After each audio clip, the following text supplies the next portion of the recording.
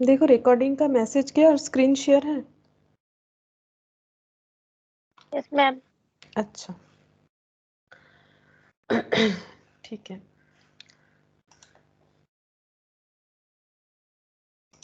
देखो last class में हम लोगों ने क्या क्या किया था, स्टेटमेंट एजम्पशन, क्लासिफिकेशन और एनालिटिकल रीजनिंग का जो कुछ बचा हुआ पार्ट था, एनालिटिकल रीजनिंग किया था। अच्छा ये तो नया किया था, ये एनालॉजी जो रिमेनिंग एक पार्ट मुझे मिला था तो वो भी मैंने सॉल्व करवाया, और लॉजिकल सीक्वेंस टेस्ट ये किया था। ठीक है, तो आज हम लोग क्या करेंगे, देखो आज हम लोग दो टॉपिक कवर करेंगे। फर्स्ट है, नाम लिख लेते हैं, आज हम लोग करेंगे cause and effect, cause and effect,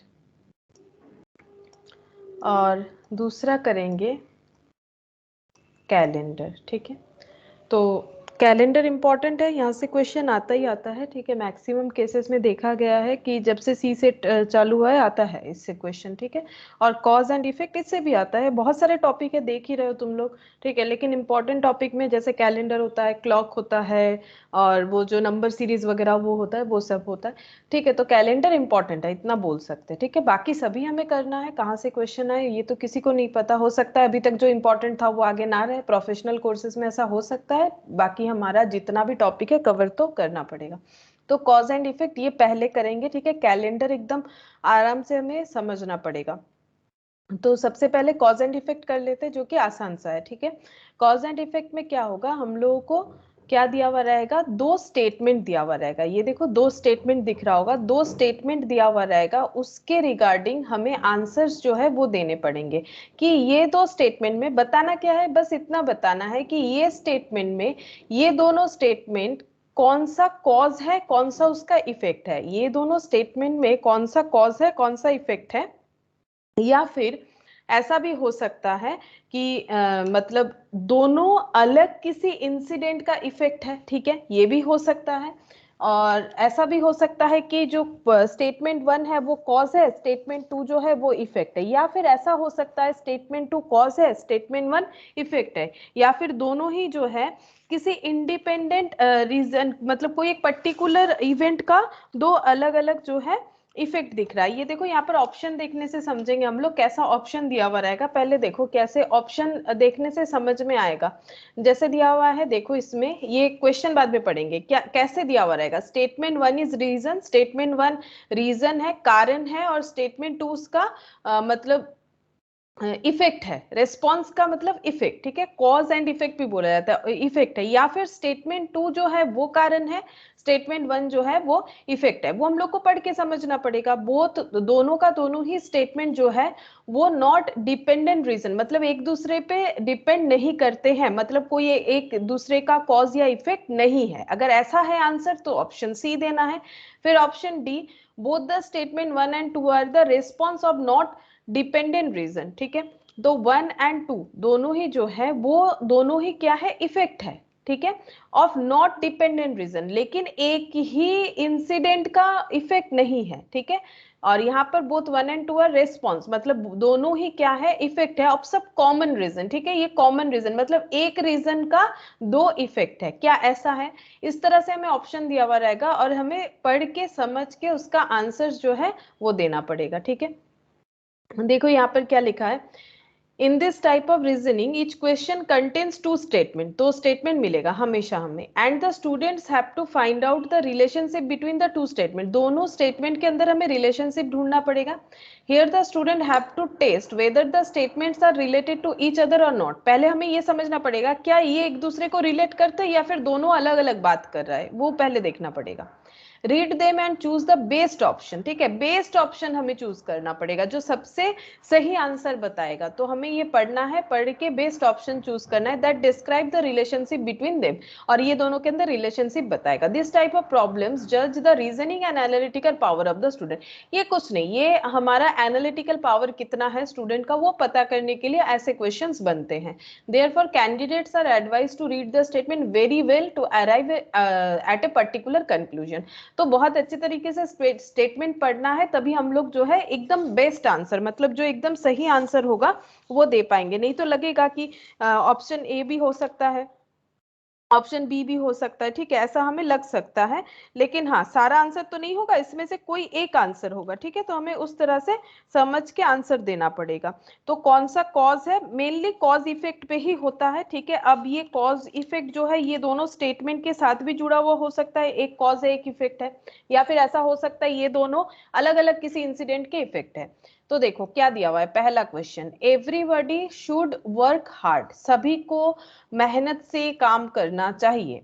the only way to achieve success is to work hard, एकमात्र जो वे है, एकमात्र जो उपाय है जिससे हम लोग सक्सेस ला सकते हैं, that is work hard.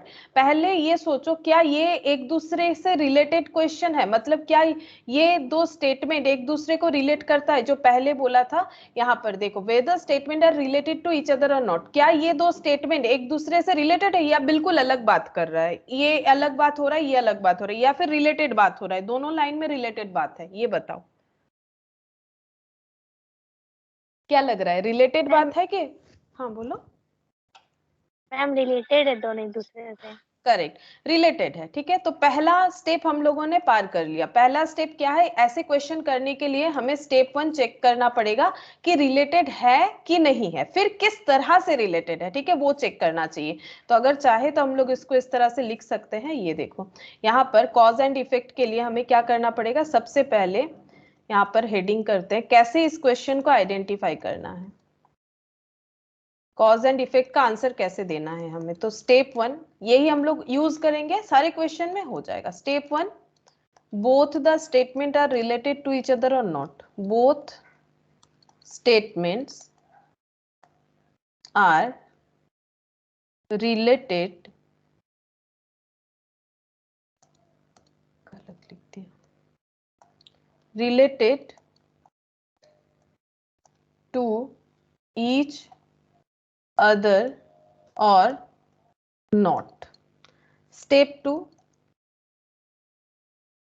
How, ऐसे लिखते हैं, if related then, if related, अगर रिलेटेड आता है, अगर आंसर यस आया, इफ रिलेटेड देन हाउ, ठीक है, अगर रिलेटेड है तो कैसा है, ठीक है, और अगर रिलेटेड नहीं है तो किस तरह से रिलेटेड नहीं है वो भी ढूंढ सकते हैं, ठीक है। तो अगर रिलेटेड है तो किस तरह से, तो हम लोग का पहला क्वेश्चन तो रिलेटेड पे आया, रिलेटेड है तो क्या लगता है कि ये एक दूसरे के क्या है, मतलब यहाँ पर ऑप्शन के हिसाब से हमें चलना पड़ेगा। Statement 1 is reason, statement 2 is the response, बोल रहा है कि स्टेटमेंट 1 कॉज है, स्टेटमेंट 2 उसका इफेक्ट है, रेस्पॉन्स का मतलब इफेक्ट, ठीक है, या फिर सेकेंड ऑप्शन हमें बोल रहा है statement 2 is reason and statement 1 is effect. तो यहाँ पर लिखते हैं, बोल रहा है कि स्टेटमेंट 1 इफेक्ट है, स्टेटमेंट 2 जो है वो कॉज है। अगर रिलेटेड है तो ये दोनों में से कोई आंसर होगा, है ना, क्योंकि यहाँ पर सी डी ई में क्या बोला है, both the statement 1 and 2 are not dependent reason, ये एक रीजन पे डिपेंडेंट नहीं है, तो रिलेटेड है तो ऐसा तो नहीं होना चाहिए ना। Both the statement 1 and 2 are response of not dependent reason, both the statement 1 and 2 are response of some common reason, common reason का बता रहा है, मतलब कॉमन रीजन से ये आ रहा है, मतलब दोनों ही इफेक्ट है क्या, ऐसा बात है, या फिर दोनों ही रीजन है क्या, ऐसा बात है, ये सब पूछ रहा है। तो क्या लगता है हमें कि दोनों ही कोई एक कॉमन बात का इफेक्ट है, या फिर एक कॉज है एक इफेक्ट है, क्या लग रहा है क्या होना चाहिए, मतलब ये हमें सोच के बताना पड़ेगा, इसका कोई रूल्स रेगुलेशंस नहीं हो सकता है। जैसे देखो कॉज इफेक्ट क्या होता है, जैसे मान लो अगर हम लोग पेड़ या पौधा में पानी डालेंगे तो वो पेड़ जो है, मतलब वो छोटा सा जो मतलब क्या बोले, छोटा सा जो सैपलिंग जिसे बोलते हैं वो रहेगा, वो धीरे धीरे क्या हो जाएगा, ट्री में कन्वर्ट हो जाएगा अगर हम लोग उसमें पानी देंगे। तो ठीक है, जितना हम लोग नॉलेज लेंगे उतना हमारा जो है नॉलेज जो है वो बढ़ेगा, ठीक है, इंक्रीज होगा। तो उसी तरह से कॉज और इफेक्ट इस तरह से रिलेटेड होंगे। तो देखो हम एक बताते, एक दो तीन क्वेश्चन बताते, धीरे धीरे समझ जाओगे। बोल रहे कि एवरीबॉडी शुड वर्क हार्ड, दोनों सभी को काम करना चाहिए, the only way to achieve success to work hard, ठीक है। तो हम लोग सबसे आसान तरीका होता है, इसमें हम लोग क्या कर सकते हैं, इसमें ऐसे जोड़ सकते हैं, बिकॉज, ठीक है, BECAUS, बिकॉज, या फिर जिसको हम लोग बोलते हैं एज, ठीक है, कारण। अगर हम लोग को लगता है कि दोनों एक दूसरे से जुड़े हुए हैं तो इस पे कोई कारण होगा, तो हम लोग अगर ऐसे जोड़ देते हैं, everybody should work hard because the only way to achieve success is to work hard, क्या ये सही लग रहा है सुनने में कि एवरीबॉडी शुड वर्क हार्ड, सभी को मेहनत से काम करना चाहिए क्योंकि the only way to achieve success is to work hard? अगर ऐसा है तो बिकॉज के बाद वाला जो डेटा है वो क्या होगा? बिकॉज के बाद वाला जो डेटा है वो इफेक्ट होगा, ठीक है। बिकॉज के बाद वाला जो डेटा होता है वो इफेक्ट होता है, ठीक है। जो छोटा सा जो सैपलिंग था वो बढ़ गया, क्यों? क्योंकि हम लोगों ने वहां पर पानी दिया, पेड़ में हम लोगों ने पानी दिया, इसलिए मतलब पौधा में पानी डाला तो वो पेड़ बन गया, तो वही इफेक्ट, ठीक है। पानी डालने से ऐसा हुआ। एवरीबॉडी शुड वर्क हार्ड, सभी को मेहनत से काम करना चाहिए क्योंकि the only way to achieve success is to work hard, ठीक है। ये लिंक हो रहा है, तो ये दोनों एक दूसरे के साथ रिलेटेड है और ये जो है ये कॉज है, ठीक है। ये कॉज है और ये क्या है? ये इफेक्ट हो गया। तो statement 1 is reason and statement 2 is response, ये होना चाहिए आंसर, ठीक है। ये आंसर होना चाहिए एनालिटिक्स के हिसाब से। अच्छा, अगर यही क्यों होगा, पॉइंट 2 भी चेक कर लो, बोल रहा है कि स्टेटमेंट 2 इज रीजन, तो अगर हम लोग ऐसे लिखते हैं the only way to achieve success is to work hard because everybody should work hard. क्या ये कोई लैंग्वेज, मतलब ये कोई बना, ये कोई सेंटेंस बना, सोच के देखो, या फिर ये कोई मीनिंगफुल बात भी हो रहा है? The only way to achieve success to work hard because everybody should work hard, क्या ये कोई मीनिंग बन रहा है? ये तो बिल्कुल कोई मीनिंग नहीं बन रहा है, ठीक है। तो अगर मीनिंग नहीं बनेगा तो फिर कैसे रिलेटेड होगा? तो रिलेटेड होगा जब मीनिंगफुल दो सेंटेंसेस होंगे, तो इसीलिए पहला ऑप्शन हमारा करेक्ट है इसमें, ठीक है। ऑप्शन ए जो है वो करेक्ट हो रहा है, ठीक है। अगर नहीं समझ में आ रहा है, धीरे धीरे समझ में आ जाएगा क्यों हो रहा है, ठीक है। थोड़ा बहुत तो समझ में आना चाहिए, तो ऑप्शन ए आंसर होगा। अगर एक्सप्लेनेशन भी देखो, ठीक है, एक्सप्लेनेशन का जरूरत नहीं है, इससे कंफ्यूजन बढ़ेगा, जरूरत नहीं। हम लोग और एक क्वेश्चन देखते हैं, देखो क्या दिया हुआ है स्टेटमेंट में। पहले दिया हुआ है apple has vitamin D that helps in boosting immunity. Apple में विटामिन डी होता है जो इम्यूनिटी को बूस्ट करने में हेल्प करता है, ठीक है। उसके बाद क्या दे रखा है, और एक स्टेटमेंट होगा, दो स्टेटमेंट होता है हर क्वेश्चन का। Doctor advice to eat an apple every day, पहले बताओ कि ये दोनों क्या रिलेटेड है एक दूसरे के साथ? ये दो जो स्टेटमेंट है क्या एक दूसरे को रिलेट करते हैं या फिर बिल्कुल दो अलग चीजों पे बात कर रहे हैं? पहले ये सोचो, अगर इतना सा आइडेंटिफाई करने आ जाएगा, ये एग्जांपल्स चल रहा है, जैसे ही अभी हम लोग क्वेश्चन में जाएंगे तुम लोग भी आंसर दे पाओगे। तो ये बताओ कि रिलेटेड है कि नहीं है, इतना बताओ,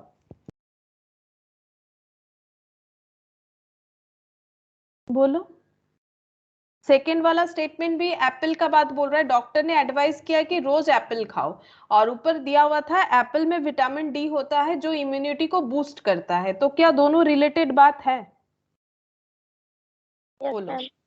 दोनों रिलेटेड बात है। अब इसमें हम लोग बिकॉज ऐड करके देखते हैं, ठीक है। Apple has vitamin D that helps in boosting immunity as doctor advice to eat an apple every day. क्या ये सही लग रहा है सुनने में? हम पहला वाला सेंटेंस उधर रह जा रहा है तो हम यहाँ पर लिख के दिखा रहे हैं, देखो। Apple has vitamin D that helps in boosting immunity because doctor advice to eat an apple every day. क्या ये सही लग रहा है सुनने में, या फिर ये सही लगेगा doctor advice to eat an apple every day because apple has vitamin D helps in boosting immunity? बोलो कौन सा सही लग रहा है, कौन सा सेंटेंस सही है? सेंटेंस तो लिखने में आता है ना, तो सेंटेंस कौन सा सही है? क्या ये सेंटेंस सही है? ये पॉइंट के बाद ये बिकॉज के साथ जोड़ दो, या फिर इसके साथ ये जोड़ने से कौन सा सेंटेंस सही है? एप्पल में विटामिन डी है that helps in boosting immunity because doctor advice to eat an apple every day, या फिर doctor advice to eat an apple every day because apple has vitamin D helps in boosting immunity? कौन सा होना चाहिए, कौन सा सही लग रहा है? सेकंड के बाद फर्स्ट, मतलब फर्स्ट उसके बाद बिकॉज उसके बाद सेकंड, या फिर सेकंड उसके बाद बिकॉज उसके बाद फर्स्ट? कौन सा लग रहा है?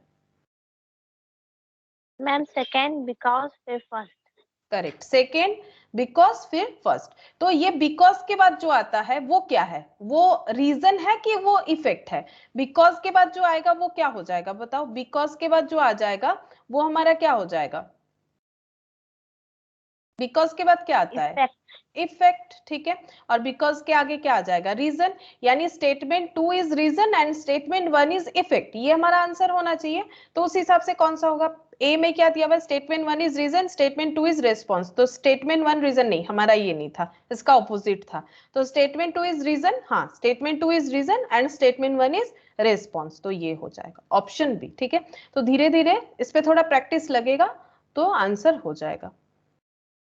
तो इस तरह से हम लोग को आइडेंटिफाई करना पड़ेगा। चलो और भी देखते हैं क्वेश्चन, और क्या दिया हुआ है।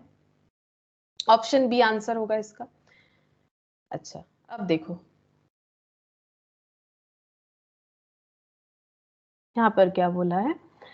यहाँ पर बोल रहा है there has been a curfew in the city, ठीक है। शहर में कर्फ्यू लगा है। 24 hours police patrolling is going on the city. 24 घंटा पुलिस पेट्रोलिंग चल रहा है सिटी में, ठीक है। तो सबसे पहले क्या ये रिलेटेड बात है? ये हमें क्वेश्चन करना चाहिए अपने आप से, क्या ये रिलेटेड बात है? क्या ये एक दूसरे से रिलेटेड, या फिर कुछ दोनों अलग मैटर में बता रहे हैं? ये सेम मैटर में है कि नहीं, ये हमें समझना पड़ेगा। इफ दे आर रिलेटेड और नॉट, अगर रिलेटेड होगा तो हो सकता है कॉज इफेक्ट जो है इस पे एप्लीकेबल हो जाए, नहीं तो फिर बाकी ऑप्शंस तो है ही। तो रिलेटेड है कि नहीं? कर्फ्यू लगा है पुलिस, क्योंकि कर्फ्यू लगने से क्या होता है, पुलिस जो है वो चहल पहल करती रहती है हर जगह पे, हम लोग अपने हिसाब से निकल नहीं सकते हैं, ठीक है। तो वो टाइम रहता है, उसी के अंदर निकलना पड़ेगा और टाइम के अंदर ही हमें घर पे आ जाना है, ठीक है। तो 24 आवर्स पुलिस पेट्रोलिंग चलते रहता है अगर कर्फ्यू लगता है, तो फिर ये क्या है? सेम स्टेटमेंट है, ठीक है। ये सेम सॉरी सेम मतलब रिलेटेड स्टेटमेंट है, ठीक है। दोनों क्या है? रिलेटेड है, सेम बोल रहे हैं, रिलेटेड है, ठीक है। अब हमें देखना पड़ेगा कि किस तरह से रिलेटेड है। तो देखो there has been a curfew in the city, तो यहां पर एक बार बिकॉज जोड़ते हैं।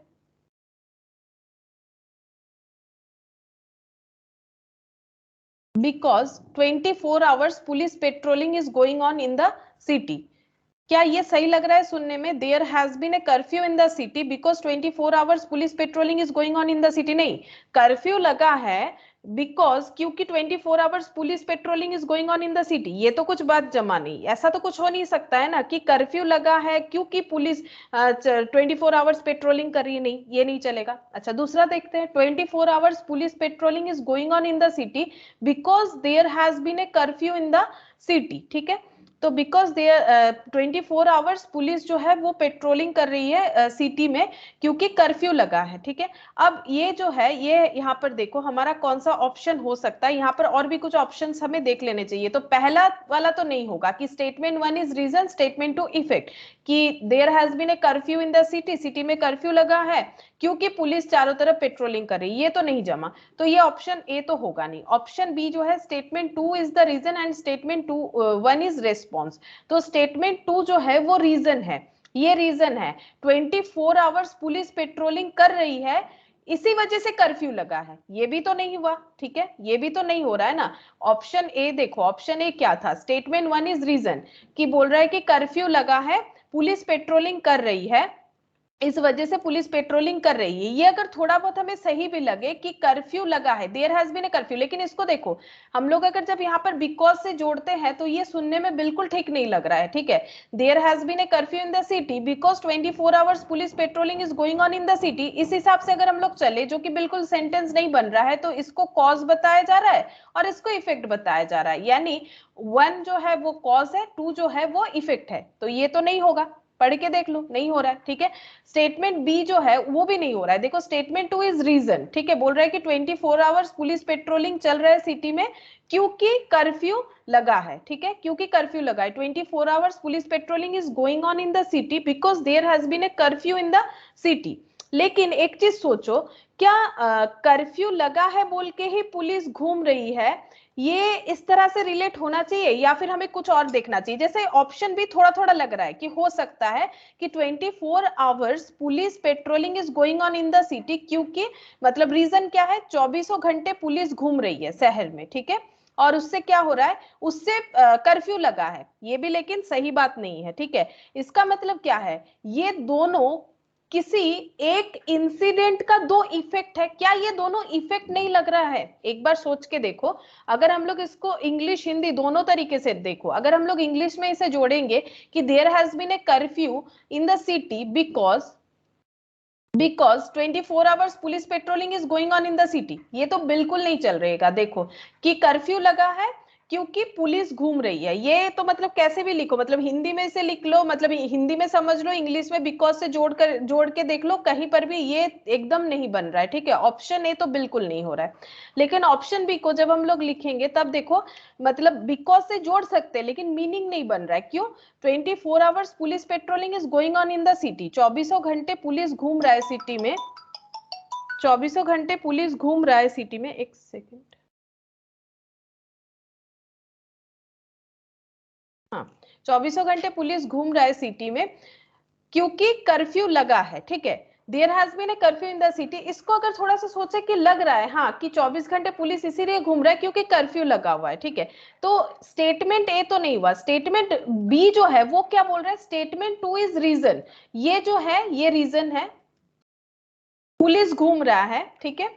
तो उसके लिए कर्फ्यू हुआ है ये, लेकिन ठीक नहीं हुआ। देखो statement two is reason, statement two जो है ये अगर रीजन होगा तो ये इफेक्ट होना चाहिए स्टेटमेंट ऑप्शन बी के हिसाब से, ठीक है। तो रीजन पुलिस घूम रही है इस वजह से कर्फ्यू लगा है, ये नहीं होगा, ठीक है। और अच्छा स्टेटमेंट ए थोड़ा देख लेते हैं, ये मैंने चेक नहीं किया। स्टेटमेंट वन इज रीजन, अब बोल रहा है स्टेटमेंट वन जो है ये रीजन है, कर्फ्यू लगा है, और इसके मतलब जो इसका जो रिजल्ट आया उसके हिसाब से पुलिस जो है 24 आवर्स घूम रही है, ये फिर भी थोड़ा सा ठीक लग रहा है, ये फिर भी थोड़ा सा ठीक लग रहा है। मैंने थोड़ा पहले रॉन्ग बोल दिया था बिकॉज मैंने ये चेक नहीं किया, ये फिर भी थोड़ा सा ठीक लग रहा है। और भी ऑप्शन देखते हैं, both the statement one and two are not dependent reason, ये कोई एक रीजन का इफेक्ट नहीं है बता रहा है, नॉट डिपेंडेंट मतलब जो डिपेंडेंट नहीं है, ठीक है, नॉट डिपेंडेंट रीजन। तो ये पहला बात है, ये दोनों चीज रीजन नहीं हो सकता है। एक चीज देखो, कर्फ्यू लगा है ये कोई रीजन नहीं है, ये किसी एक वजह से कर्फ्यू लगा होगा, कोई तो प्रॉब्लम हुआ होगा, जैसे कोरोना के टाइम पे लगा था, ठीक है। तो कोई रीजन से, रीजन का जो फल है, जो इफेक्ट है वो कर्फ्यू होता है, और कर्फ्यू के वजह से ये उसका सेकंड स्टेप होता है। मतलब एक एक स्टेप सोच लो, मतलब स्टेप वन कुछ तो प्रॉब्लम हुआ होगा, ठीक है, या तो पॉलिटिकल इश्यूज हो सकता है या कुछ भी हो सकता है, कुछ इश्यूज हुए होंगे तभी कर्फ्यू का बात आया होगा। सेकंड ऑप्शन क्या हो जाएगा, तब कर्फ्यू का बात सोचना पड़ा होगा, ठीक है। चाहे उस स्टेट के मतलब स्टेट के मंत्री के हो या फिर मतलब पूरे देश के लिए हो, कहाँ कर्फ्यू लग रहा है उसके ऊपर डिपेंड कर रहा है। अगर किसी स्टेट में लगा है तो फिर वहां के चीफ मिनिस्टर ने डिसाइड किया होगा, कोई मतलब पूरे देश में लगा है तो फिर प्राइम मिनिस्टर ने डिसाइड किया होगा, जो भी हो। तो कुछ एक इश्यूज हुआ होगा और इश्यूज के वजह से कर्फ्यू लगाने का सोचा गया है, और कर्फ्यू को पूरा पूरी परफॉर्म करवाने के लिए जो पुलिस पेट्रोलिंग है वो चल रहा है, ठीक है। पुलिस पेट्रोलिंग ये एक स्टेज है, अगर देखो तो ये एक स्टेज है, ठीक है। कोई भी एक एक्शन हुआ है, एक्शन का ये स्टेज है, ठीक है। कुछ इश्यूज हुए हैं जिसकी वजह से पहला ऑप्शन कर्फ्यू डिक्लेयर कर दिया गया, और कर्फ्यू को मतलब पर्टिकुलरली जो कर्फ्यू जहां पर भी लगा है उसको एग्जीक्यूट करवाने के लिए 24 घंटे जो है पुलिस को रखा गया है उस पर्टिकुलर सिटी में। यहाँ पर सिटी का बात हो रहा है, ठीक है, एक शहर में। तो अगर हम लोग ये देखें तो कर्फ्यू लगने से पुलिस घूम रहा है, पुलिस है बोल के कर्फ्यू लगा है, ऐसा कुछ लेकिन नहीं हो रहा है। ये दोनों ही क्या है, इस इश्यूज की वजह से ये दोनों जो है स्टेप्स लिए गए हैं, ठीक है, ये दोनों स्टेप्स लिए गए हैं। तो इसका मतलब ये नॉट डिपेंडेंट रीजन तो है नहीं, ठीक है, ये इफेक्ट है। पहला बात है ये रेस्पॉन्स हो सकता है, ये रीजन नहीं हो सकता है। Curfew is not a reason, reason है वो इशू जिसकी वजह से कर्फ्यू लगा है, और कर्फ्यू को अगर एग्जीक्यूट करवाना है तो पुलिस पेट्रोलिंग लगाना पड़ेगा, ठीक है। तो ये वाला ऑप्शन भी नहीं हो सकता है। डी देखो, both statement one and two are response, response का मतलब होता है इफेक्ट, ठीक है, effect of not dependent reason. बोल रहे कि डिपेंडेंट रीजन रेस्पॉन्स तो है लेकिन डिपेंडेंट रीजन नहीं है, मतलब रीजन जो है वो एक जैसा नहीं है, लेकिन नहीं, किसी एक पर्टिकुलर रीजन के ऊपर, रीजन को देखते हुए ही ये दो इंसिडेंट हुआ है, ठीक है।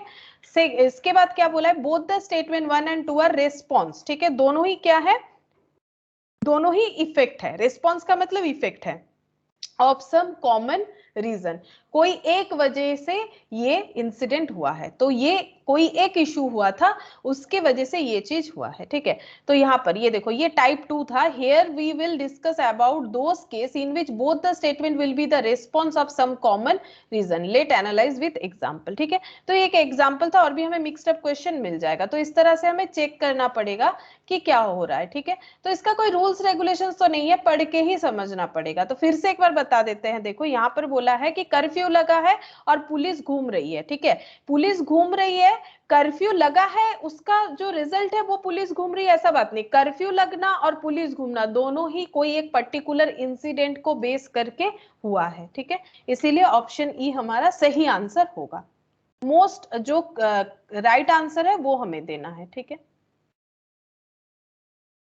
अब यहाँ पर देखो, फिर से ऐसा ही एक क्वेश्चन दिया है, there has been curfew in the city. फिर से सेम चीज यहाँ पर दिया है, लेकिन नीचे देखते क्या बोल रहे हैं। कर्फ्यू लगा है सिटी में, doctor advise to eat an apple every day.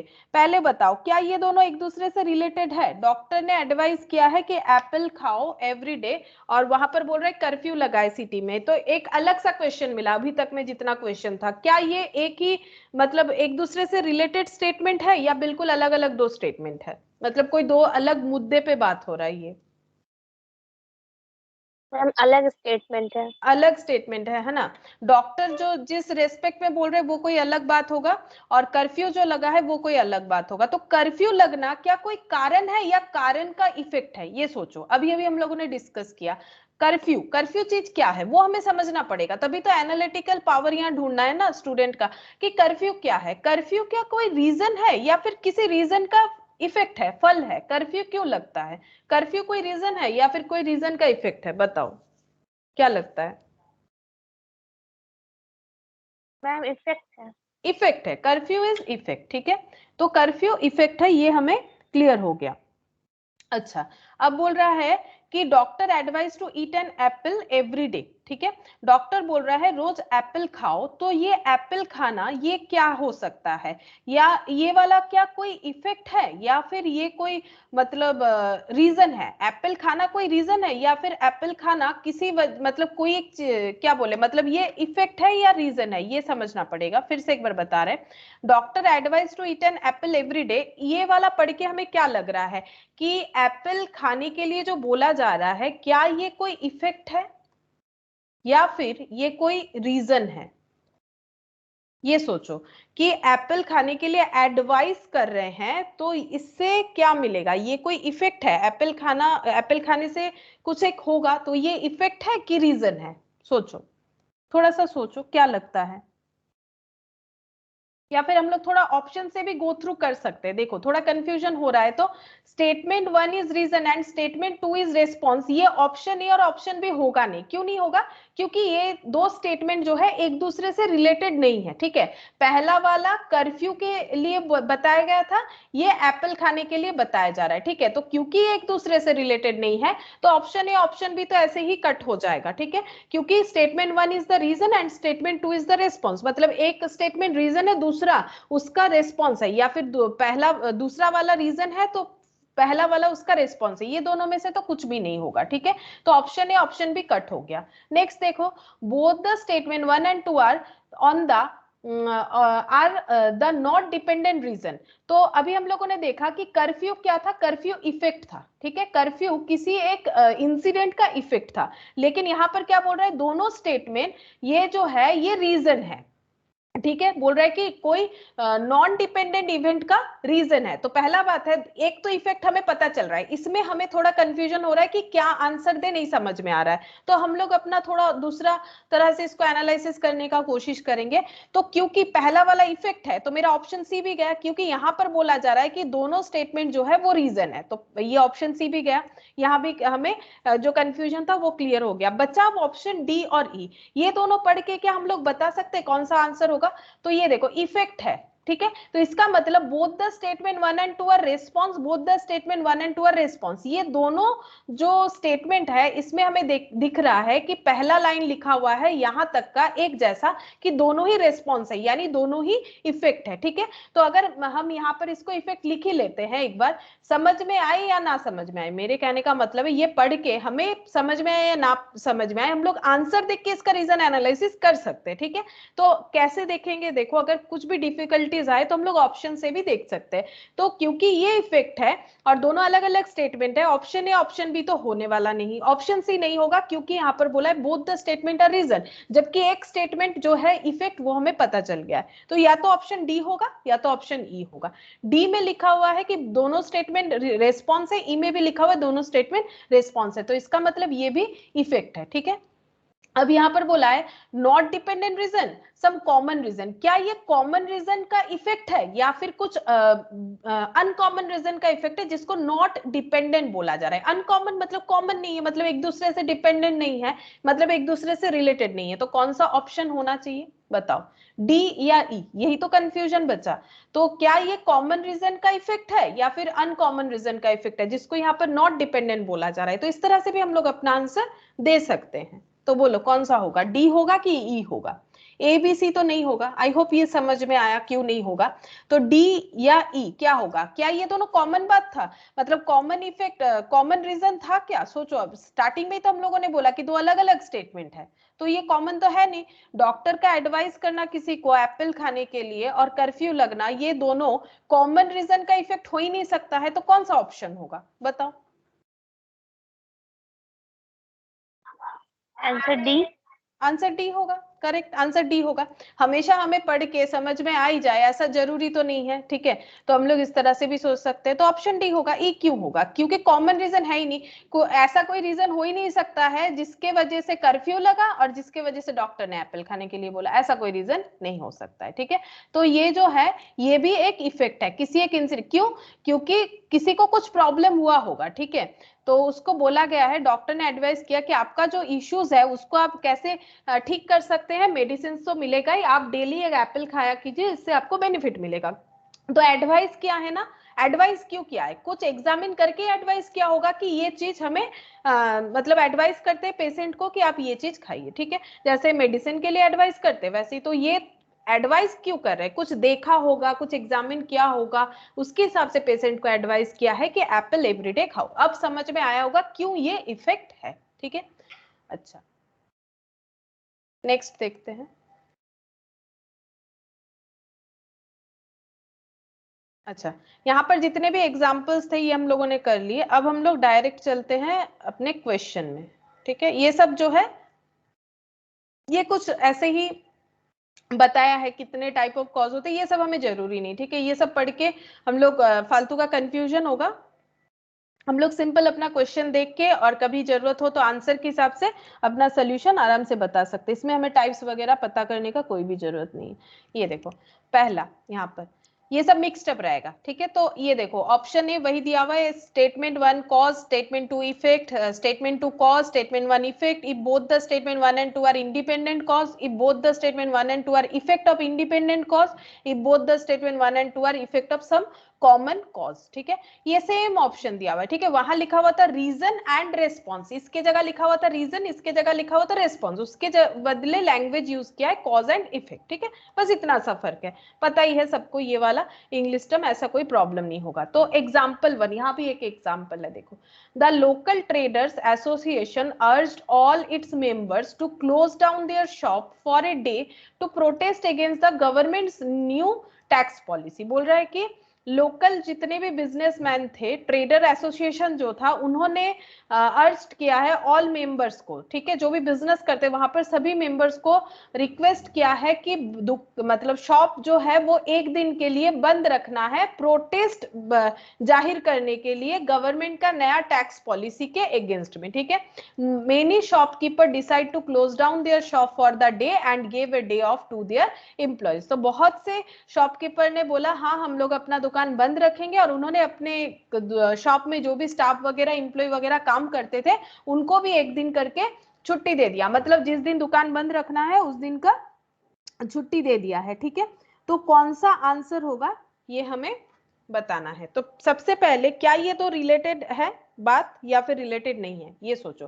क्या ये तो रिलेटेड बात है या फिर बिल्कुल दो अलग अलग मतलब पॉइंट पे बात हुआ है, अलग अलग मैटर पे बात हुआ है। मैटर सेम है, सेम मैटर का दो स्टेटमेंट है या अलग मैटर का स्टेटमेंट है, बताओ। पहले ये सोचो, तब हो जाएगा प्रैक्टिस। मेरे पास ही यहाँ पर प्रैक्टिस हो जाएगा। ये दोनों सेम मैटर पे बात हो रहा है या डिफरेंट मैटर पे, सबसे पहले ये सोचना चाहिए। तो ये दोनों सेम मैटर है कि डिफरेंट, बताओ। सेम मैटर, सेम है। सेम है, ठीक है। सेम मैटर है ना, कि यहाँ पर रिक्वेस्ट किया गवर्नमेंट के न्यू पॉलिसी जो है उसके अगेंस्ट में हम लोग प्रोटेस्ट करना चाहते। प्रोटेस्ट कैसे दिखाना चाहते गवर्नमेंट को, हम लोग शॉप बंद रखेंगे, ठीक है। तो इन्होंने भी बोला, जो शॉपकीपर है उन्होंने भी बोला ठीक है हम लोग बंद रखेंगे। हम लोग एक दिन उन्होंने एक दिन बंद भी किया, उनके एम्प्लॉइज को भी छुट्टी दे दिया, ठीक है।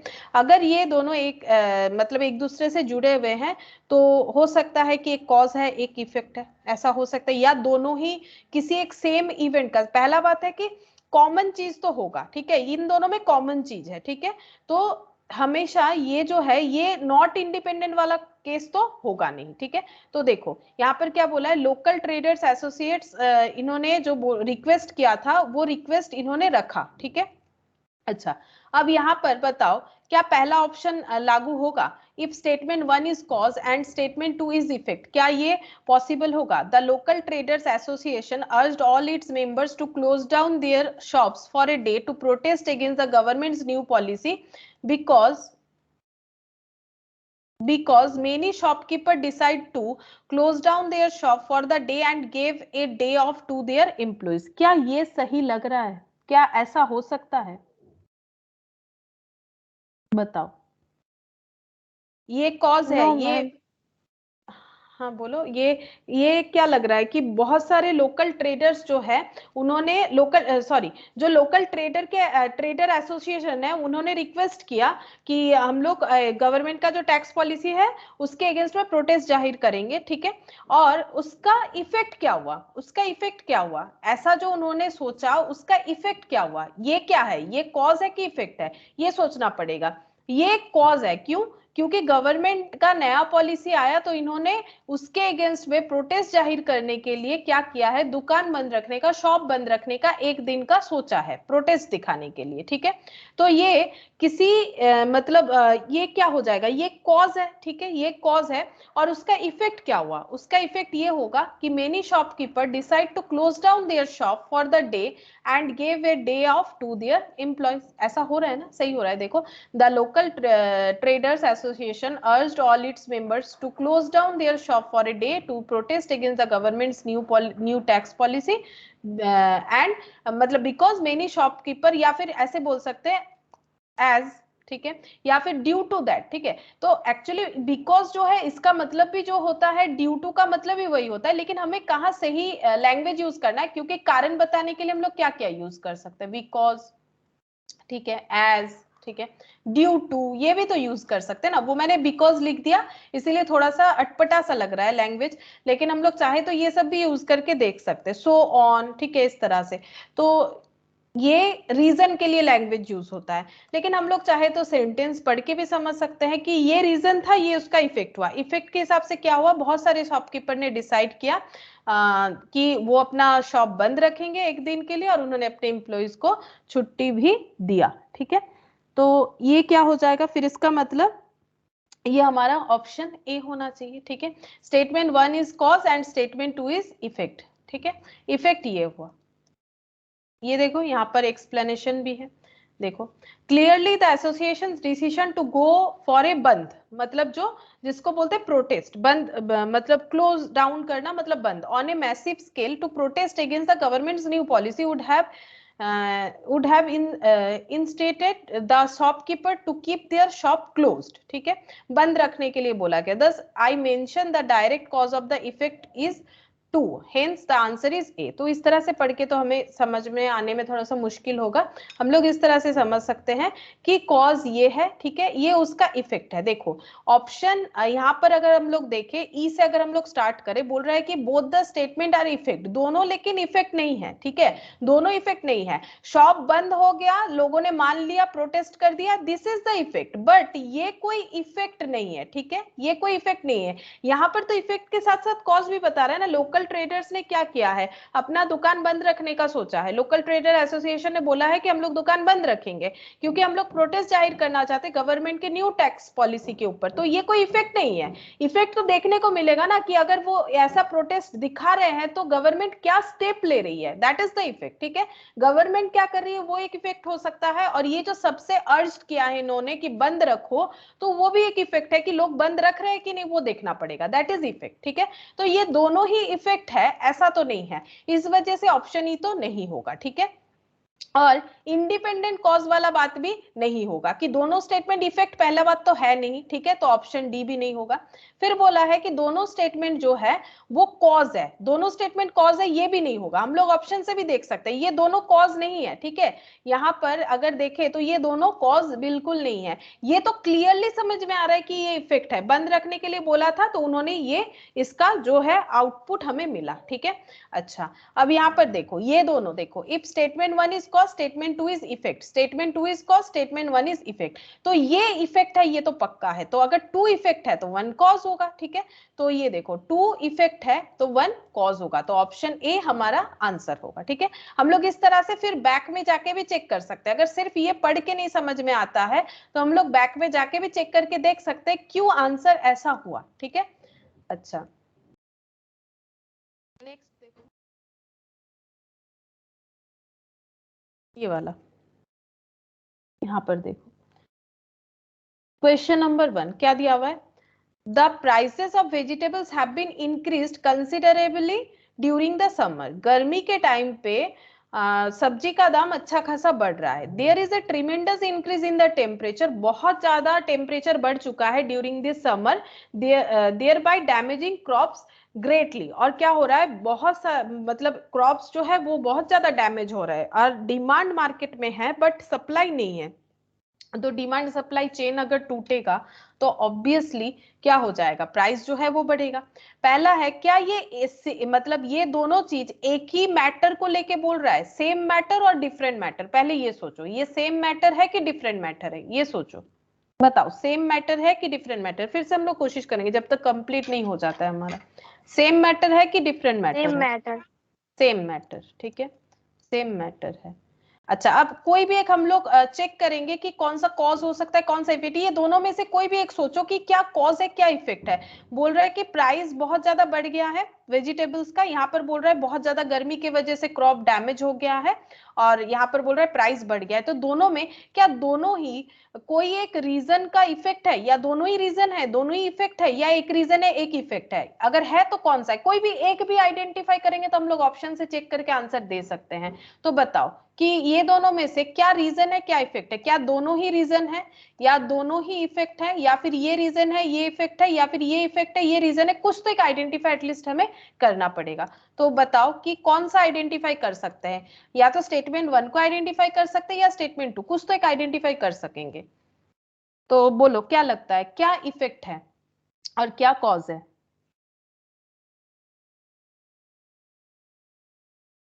क्या लगता है, कुछ कुछ भी बताओ, ठीक है, जैसा लग रहा है वही बोलो, गलती होगा होगा कोई प्रॉब्लम नहीं है।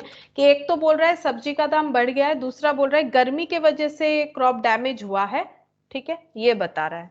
तो इसमें गर्मी की वजह से क्रॉप डैमेज हुआ और यहाँ सब्जी का दाम बढ़ गया, तो क्या है बताओ। इफेक्ट हमेशा बाद में होता है, हाँ ये याद रखना चाहिए, कुछ एक कॉज जो है वो आगे होता है फिर उसके बाद ही उसका इफेक्ट देखने को मिलता है। तो ये वाले सिचुएशन में बताओ कॉज कौन सा है, मैम इफेक्ट? हाँ बोलो। सेकेंड हो जाएगा काउस सेकेंड कॉज। और फर्स्ट इफेक्ट होगा। अच्छा ठीक है, तो हम लोग एटलीस्ट कोई भी एक भी आइडेंटिफाई करते तो भी चलता। अगर सेकेंड कॉज और दूसरा इफेक्ट है तो हम लोग उस हिसाब से अपना आंसर तो यहाँ भी चेक करके देख सकते हैं। तो देखो सेकेंड वाला कॉज, ठीक है, और फर्स्ट वाला इफेक्ट, हाँ आंसर सही है। तो यही आंसर क्यों होगा? पहला बात है कि ये सेम मैटर पे बात हो रहा है।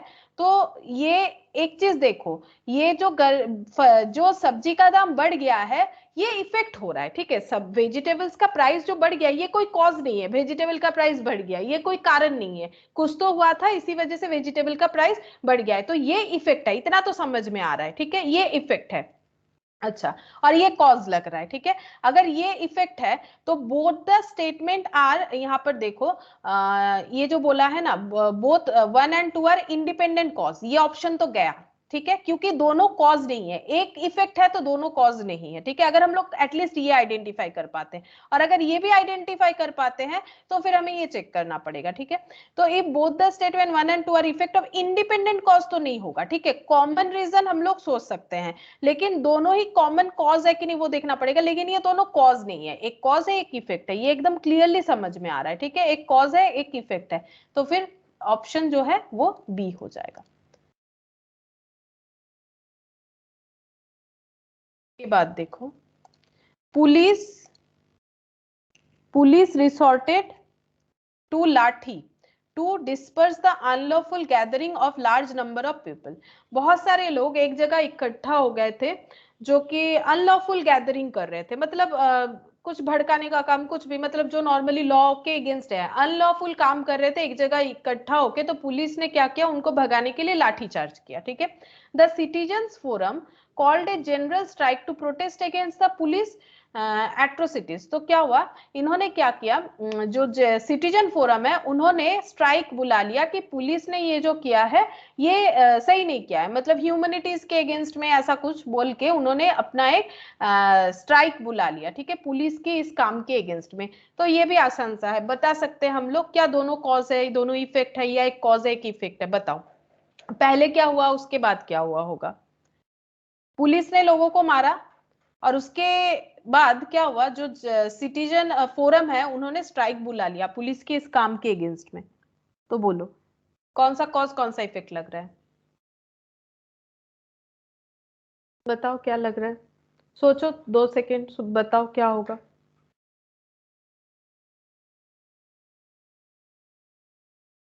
जैसे मान लो हम लोगों को कभी, हाँ बोलो बोलो। हम फर्स्ट कॉज होगा, second effect. First cause second effect, अच्छा, फर्स्ट कॉज और सेकंड इफेक्ट होगा, हाँ यही होना चाहिए, ठीक है। पुलिस जो है उन्होंने लाठीचार्ज किया, इस वजह से जो सिटीजन फोरम है उन्होंने स्ट्राइक बुलाया। तो फर्स्ट कॉज और सेकंड इफेक्ट यानी ऑप्शन ए, ठीक है, यानी ऑप्शन ए होगा, ठीक है, ये होगा। तो इस तरह का आसान सा ही आएगा, ज्यादा टफ नहीं आता है, तो ऑप्शन ए हो जाएगा।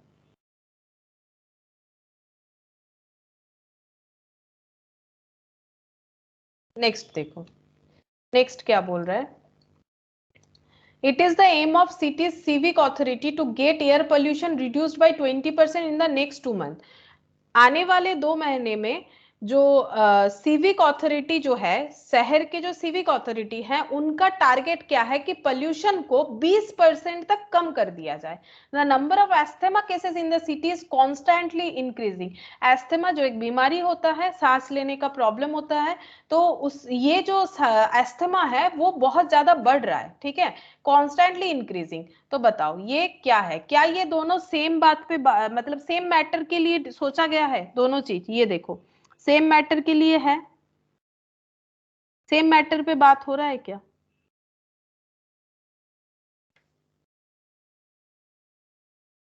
एस्थमा लेकिन तभी होता है जब एयर क्वालिटी खराब हो जाता है और हम लोग सांस नहीं ले सेम है। पाते। सेम है, एस्थमा जो है उसी वजह से मेनली होता है, पोल्यूशन की वजह से, ठीक है। तो the number of asthma cases, ये जो है ये सेम मैटर पे बात हो रहा है। अब ये दोनों क्या दोनों कॉज है, दोनों इफेक्ट है, या एक कॉज है एक इफेक्ट है, क्या लग रहा है बोलो? सिंपल मैम सा हम लोग, सेकंड हाँ कॉज है और फर्स्ट इफेक्ट है। करेक्ट, सेकेंड कॉज है, फर्स्ट इफेक्ट है। क्यों? क्योंकि क्यों एस्थमा का केसेस बढ़ रहा है, तब इनके दिमाग में आया ठीक है एस्थमा का केसेस इतना ज्यादा बढ़ जा रहा है तो कुछ तो करना पड़ेगा, तो 20% पोल्यूशन को कंट्रोल में लाने के लिए 2 मंथ्स का एक टारगेट इन्होंने लिया है। अब देखना पड़ेगा कि क्या होता है, फिर वो और एक इफेक्ट होगा कि रिजल्ट क्या हुआ। ठीक है, तो कॉज जो है वो सेकेंड वाला कॉज और फर्स्ट वाला इफेक्ट, तो कौन सा आंसर होगा? सेकेंड वाला कॉज और फर्स्ट वाला इफेक्ट, देखते हैं। सेकेंड वाला कॉज और फर्स्ट वाला इफेक्ट, यानी ऑप्शन बी। हाँ, ऑप्शन बी। ठीक है, फोर्थ नंबर देखो, the police authority has recently caught a group of house breakers. ठीक है, मतलब जो घर पे घुस के चोरी वगैरह करते हैं उनको पकड़ा है पुलिस ने। ठीक है, the citizens group in the locality have started night vigil in the area. तो जिस एरिया में ये सब चोरी वोरी होना हो रहा है ना, दिख रहा है, तो वो वहाँ के एरिया के जो लोग हैं उन्होंने सोचा कि क्यों ना रात में हम लोग ही खुद अपने एरिया को मतलब घूमे। ठीक है, वहां पर देखे कि क्यों ऐसा हो रहा है, मतलब जो होता है ना कि खुद ही वो लोग निकल गए हैं। पुलिस जैसे देख मतलब घूमते रहती है सारा रात में, वो खुद ही ये वाला काम परफॉर्म कर रहे हैं, नाइट विजिल बोलते हैं इसे। ठीक है, तो ये नाइट विजिल करने के लिए अपने एरिया में घूम रहे हैं। तो ये क्या सेम मैटर पे बात हो रहा है? पहले ये सोचो, ये सेम मैटर पे बात होगा, एक ऑप्शन तो वैसे ही कट जाएगा। ठीक है, जो कि नॉट इंडिपेंडेंट वाला है, तो क्या ये सेम कॉज पे बात हो रहा है, सॉरी सेम मैटर पे बात हो रहा है?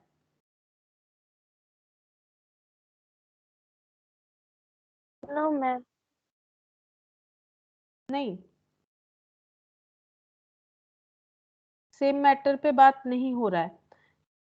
सोच के देखो कि पुलिस ने किसी एक जगह पे recently caught a group of house breakers, मतलब चोरों को पकड़ा है। ठीक है, the citizen group in the locality, उसी लोकेलिटी में। ठीक है, यहाँ पर क्लियरली नहीं दिया है, थोड़ा सा देखो, the police authority has recently caught a group of house breakers. सही बात है, कहां पर पकड़ा है ये तो नहीं बताया, लेकिन यहाँ पर देखो जब बता रहा है the citizen group in the locality, मतलब जिस लोकेलिटी में, इन द लोकेलिटी बोला है, इन ए नहीं बोला है, इस पॉइंट को ध्यान में रखना है। किसी एक लोकेलिटी के लोग रात को नाइट विजिल कर रहे अपने एरिया में, ऐसा नहीं बोला है। एक पर्टिकुलर लोकेलिटी के लोग अपने एरिया में नाइट विजिल कर रहे, ये बता रहा है। और यहाँ पर बताया है कि पुलिस ने किसी एक ग्रुप ऑफ हाउस ब्रेकर्स को पकड़ा है, तो इसका मतलब उसी लोकेलिटी के लोग घूम रहे होंगे। अगर यहाँ पर दी के जगह ए होता तो हम लोग बोलते कि ये दो अलग बात है, लेकिन यहाँ पर दी दिया है, इसका मतलब उसी लोकेलिटी के लोग होंगे जो कि रात को अपने एरिया में घूम रहे हैं, नाइट विजिल कर रहे हैं। ठीक है, ये ए या दी है, उस पर डिपेंड करेगा कि सेम मैटर है कि नहीं। अब बोलो सेम मैटर होगा कि नहीं होगा? क्या लगता है, सेम मैटर पे है या नहीं है? ये लेकिन डी है, ये ए नहीं है। ग्रुप इन ए लोकेलिटी नहीं बोला है, किसी भी एक लोकेलिटी के लोग नाइट विजिल कर रहे हैं, पुलिस ने किसी को पकड़ा है, ऐसा नहीं बोल रहा है। पुलिस ने जिसको पकड़ा है, पुलिस ने किसी को पकड़ा है, और उस लोकेलिटी के लोग जो है, क्योंकि दी लिखा हुआ है, the locality have started night vigil in in the area, देखो उसी एरिया में, दो जगह पे दी दे दिया है, मतलब उसी पर्टिकुलर इंसिडेंट का बात हो रहा है। इंग्लिश में हम लोग पढ़ते हैं ना, दी का मतलब क्या होता है, ए का मतलब क्या होता है, दी का मतलब इस पहले वाले जो बात रहता है उसी के बारे में जब हम लोग बताना चाहते हैं तो दी लोकेलिटी। ठीक है, तो दी एरिया ये बता रहा है ना, ए एरिया ए लोकेलिटी नहीं बता रहा है, तो इसका मतलब ये कौन से मैटर पे हो गया? सेम मैटर पे। अब सोचो, क्या ये दोनों ही कॉज है? ठीक है, ये दोनों ही कॉज है या ये दोनों ही इफेक्ट है या ऑल्टरनेट है? ये सोचो क्या है, क्या ये दोनों ही कॉज है, दोनों ही इफेक्ट है, या ये कॉज ये इफेक्ट है, या फिर ये इफेक्ट ये कॉज है? बोलो। पुलिस ने किसी को पकड़ा है बोल के लोग रास्ते में निकल के रात को घूम रहे अपने लोकेलिटी में, ऐसा तो नहीं हो सकता है। और लोग रास्ते में रात को निकल के अपने एरिया को देख रहे हैं, इसका मतलब पुलिस ने किसी को पकड़ लिया, ऐसा भी तो नहीं हो सकता है। क्या ये एक दूसरे के कॉज इफेक्ट हो सकते हैं? सोच के देखो, क्या ये दो बात किसी का कॉज इफेक्ट हो सकता है? मतलब पुलिस ने किसी को पकड़ा है तो लोग बाहर निकल के रात को घूम रहे हैं, या फिर लोग बाहर रात को निकल के घूम रहे हैं अपने एरिया को विजिल कर रहे हैं, तो इसका मतलब पुलिस ने किसी को पकड़ा है, ऐसा तो नहीं हो सकता है। लेकिन ये क्या होगा, मुझे तो नहीं लगता ये कॉज इफेक्ट वाला ऑप्शन होना चाहिए। ये फिर कौन सा होना चाहिए बताओ? कि दोनों ही कॉज है कि दोनों ही इफेक्ट है? बताओ, पुलिस किसी को पकड़ लिया, ये कोई कॉज है कि इफेक्ट है? मतलब ये आउटपुट है कि इनपुट है, इसी से ही तो पता चलेगा ना। पुलिस ने किसी को पकड़ा है तो ये क्या है? पुलिस ने किसी को पकड़ा है और इधर जो है सिटीजन जो है बाहर में घूम फिर रहे हैं, नाइट विजिल कर रहे हैं अपने एरिया में, उसी पर्टिकुलर एरिया में जहां पर पुलिस ने हाउस ब्रेकर्स को पकड़ा है। तो एक बार ऑप्शन देखो, मैंने पॉइंट तो 2-3 बार बोला, ऑप्शन देखो। ऑप्शन यहाँ पर दिया हुआ है पहला, statement 1 is cause, statement 2 is effect. अगर ऐसा होगा, स्टेटमेंट 1 को अगर हम लोग कॉज मानेंगे कि पुलिस ने किसी को पुलिस ने एक ग्रुप ऑफ हाउस ब्रेकर्स को पकड़ा है और लोग रास्ते में निकल के अपने एरिया को जो है देख रहे हैं रात को, ठीक है, नाइट विजिल कर रहे हैं, इसका मतलब ये होता है। और ये वाला तो बिल्कुल नहीं होगा कि रास्ते में लोग रात को निकल के अपने एरिया को देख रहे हैं, ये कर रहे हो बोल के पुलिस ने किसी को पकड़ लिया, ये तो नहीं हो सकता है कि पहले सेकेंड वाला कॉज दूसरा वाला इफेक्ट, ये भी नहीं हो सकता। Both the statement 1 and 2 are independent cause, बोल रहे कि ये अलग अलग रीजन से हुआ है, ये तो नहीं होगा क्योंकि द लोकेलिटी लिखा हुआ है, द एरिया लिखा हुआ है। Both the statement 1 and 2 are effects, ये देखो ये दोनों ही इफेक्ट्स है, ये ऑप्शन 2 मिल रहा है, इंडिपेंडेंट कॉज और सम कॉमन रीजन। तो हमारे पास ये 3 ऑप्शन है जो हम लोग सोच सकते हैं कौन सा होगा। पहला बात है इफेक्ट ऑफ इंडिपेंडेंट कॉज, और ये इंडिपेंडेंट तो नहीं होगा क्योंकि ये वाला भी कट हो जाएगा, इंडिपेंडेंट नहीं होगा क्योंकि दोनों एक ही मैटर पे बात हो रहा है, द लोकेलिटी लिखा हुआ था। तो या तो ऑप्शन ए होगा या तो ऑप्शन ई होगा, कौन सा ज्यादा परफेक्ट है देखो, ये दोनों में से कोई एक ऑप्शन होगा। अगर कंफ्यूजन, ऑप्शन ई, ठीक है, ये both the statement 1 and 2 are effect of some common cause, ये इफेक्ट है किसी एक कॉमन कॉज का, सब अपना अपना ड्यूटी परफॉर्म कर रहे हैं, पुलिस अपना ड्यूटी कर रहा है, ठीक है, और पुलिस ने क्या किया, चोर को पकड़ा, वो पुलिस का ड्यूटी है। और अगर कोई जागरूक नागरिक है लोकेलिटी में तो वो अपना लोकेलिटी को सेफ रखने के लिए नाइट विजिल कर सकते हैं ग्रुप में, वो उनका मतलब उनका मन है, ठीक है, वो उनका एक्टिविटी है, उसके साथ पुलिस की एक्टिविटी का कोई लिंक नहीं है। पुलिस कभी किसी को नहीं बोलेगा कि ये करो, ऐसा चोर आया है तो आप लोग अपने एरिया में घूमो देखो, ऐसा नहीं बोलेगा। ये हम लोगों का रिस्पॉन्सिबिलिटी, अगर हम लोग चाहे तो अपने एरिया को जो है सेफ रखने के लिए ऐसा कर सकते हैं, ठीक है। तो ये कॉमन कॉज का 2 अलग अलग इफेक्ट है, ठीक है। कुछ तो प्रॉब्लम हो रहा था एरिया में और पुलिस को चोर भी मिला, ठीक है, और लोग भी क्या कर रहे हैं, इस वजह से अपना ड्यूटी जो है दिखा रहे हैं, ठीक है, हम लोग एरिया को सेफ रखने का कोशिश करेंगे, ठीक है। तो इस तरह से हम लोग ऑप्शन से भी अपना आंसर दे सकते हैं देख के। अच्छा, ये ऑप्शन ई हो गया। चलो 5th नंबर देखो, 5th नंबर में क्या बोला है, the university authority has instructed all the college under its jurisdiction to ban use of all phones inside the college premises। बोल रहा है कि यूनिवर्सिटी जो अथॉरिटी है, यूनिवर्सिटी के अंडर ही कॉलेज रहता है, तो यूनिवर्सिटी अथॉरिटी की तरफ से रूल्स आया है, इंस्ट्रक्शन आया है सारे कॉलेज को कि इस जुरिस्डिक्शन के अंडर जितने भी कॉलेज है, वो पर्टिकुलर जुरिस्डिक्शन के अंडर जितने भी कॉलेज है वहां पर कॉलेज प्रीमाइसेस में फोन अलाउ नहीं है, फोन बैन है, ठीक है। Majority of the teacher of the college signed a joint petition to the university complaining the disturbance caused by cell phone ringtones inside the classroom।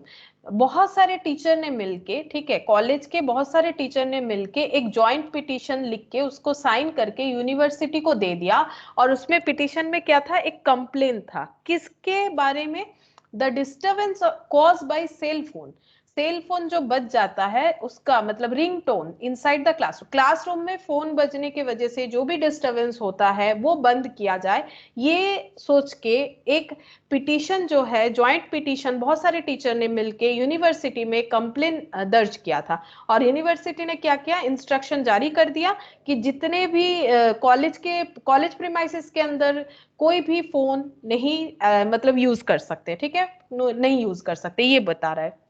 तो सबसे पहले ये सेम मैटर पे बात है कि नहीं, ये बताओ, क्या ये सेम मैटर पे बात है कि 2 अलग अलग मैटर पे बात है? मैम सेम मैटर पे। सेम मैटर पे। तो अब सोचो, ये कॉज ये इफेक्ट, या फिर ये इफेक्ट ये कॉज, या फिर दोनों ही इफेक्ट या फिर दोनों ही कॉज, क्या लगता है? अगर ऐसा नहीं समझ में आता है तो फिर हमें ऑप्शन में जाना पड़ेगा, अगर यहां से समझ में आ जाता है तो अच्छा बात है, फिर यहां से भी हम लोग देख सकते हैं।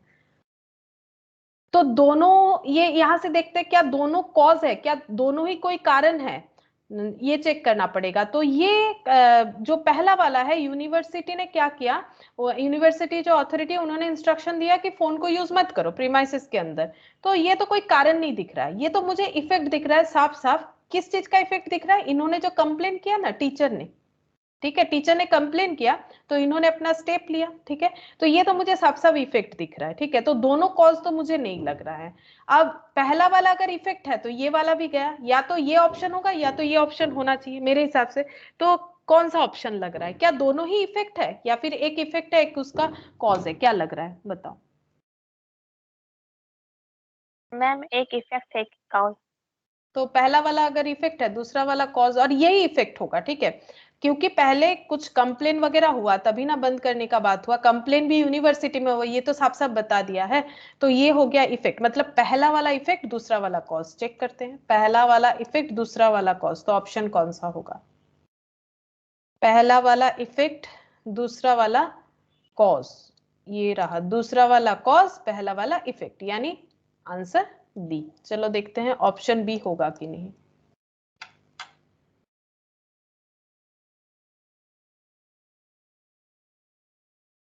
आगे आगे क्या? ऑप्शन बी, 6 नंबर देखो क्या बोला है। The government has recently fixed the fees for professional course offered by the unaided institutions which are much lower than the fees charged last year. Last year में अनएडेड इंस्टीट्यूशन जो था, मतलब जो government नहीं था, ठीक है, या फिर मतलब गवर्नमेंट एफिलिएट, मतलब गवर्नमेंट वाले को क्या होता है, उनको एड मिलता है, मतलब उनको गवर्नमेंट से हेल्प मिलता है, मतलब प्राइवेट इंस्टीट्यूट बोल सकते हो, ठीक है। तो the government has recently fix the fees for professional course offered by the unaided institution which are much lower than the fees charge last year. तो प्राइवेट इंस्टीट्यूट अपने हिसाब से चार्ज कर सकता है, ठीक है, उसको कोई मतलब उसका कोई रूल्स नहीं है, जैसे सरकारी स्कूल सरकारी कॉलेज में जैसे सरकार की तरफ से बोला जाता है उतना उतना ही चार्ज किया जाता है, जो कि काफी कम होता है, ठीक है। लेकिन अनएडेड इंस्टीट्यूट जो होते हैं वो अपने हिसाब से चार्ज कर सकते हैं, जो गवर्नमेंट को लगा था कि काफी ज्यादा है, तो उन्होंने रूल्स करके वो फिक्स कर दिया कि आप इससे ज्यादा नहीं ले सकते हैं, ठीक है। तो इस वजह से लास्ट ईयर से इस बार का फीस बहुत ही कम था इस तरह के इंस्टीट्यूट का। The parents of the aspiring student launched A severe agitation last year protesting against the high fees charged by the unaided institution. Actually क्या था, जो स्टूडेंट एस्पायरिंग स्टूडेंट है उनको उनके लिए उनके जो पेरेंट्स है उन्होंने क्या किया, प्रोटेस्ट जाहिर किया कि अनएडेड इंस्टीट्यूट अगर इतना ज्यादा महंगा फीस चार्ज करेंगे तो हम लोग अपने बच्चे को कैसे पढ़ाए। तो उन्होंने क्या किया, बहुत ही गुस्से के साथ प्रोटेस्ट दिखाया, ठीक है, और इसकी वजह से गवर्नमेंट ने क्या किया, ठीक है, गवर्नमेंट बोला हम सोल्यूशन करते हैं, हम प्राइस जो है अपना एक फिक्स्ड बता देते हैं, ये इनसे मतलब रूल्स निकाल लिया कि आप अपने हिसाब से चार्ज नहीं कर सकते, हम लोग जो बताएंगे उसी हिसाब से आपको चार्ज करना पड़ेगा, ठीक है, गवर्नमेंट के हिसाब से अनएडेड इंस्टीट्यूट को भी चार्ज करना पड़ेगा। अब सोचो कि ये सेम मैटर पे बात हुआ कि अलग मैटर पे? बोलो, सेम मैटर पे बात हुआ कि अलग मैटर पे? सेम मैटर पे। सेम मैटर पे।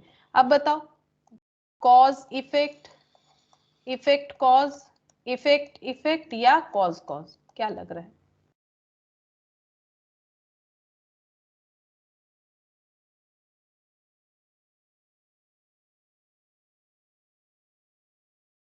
बताओ क्या लग रहा है?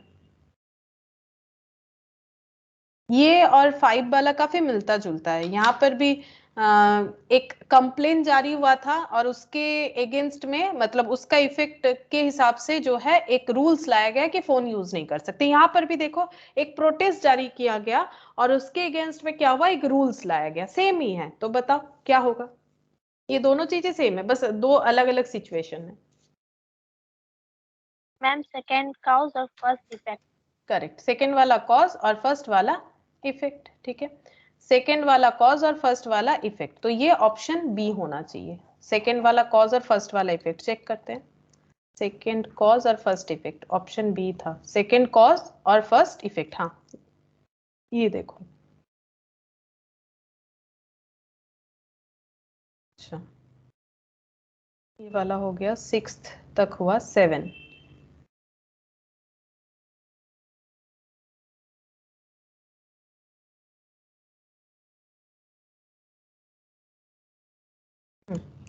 सेवेंथ नंबर देखो क्या बोल रहा है।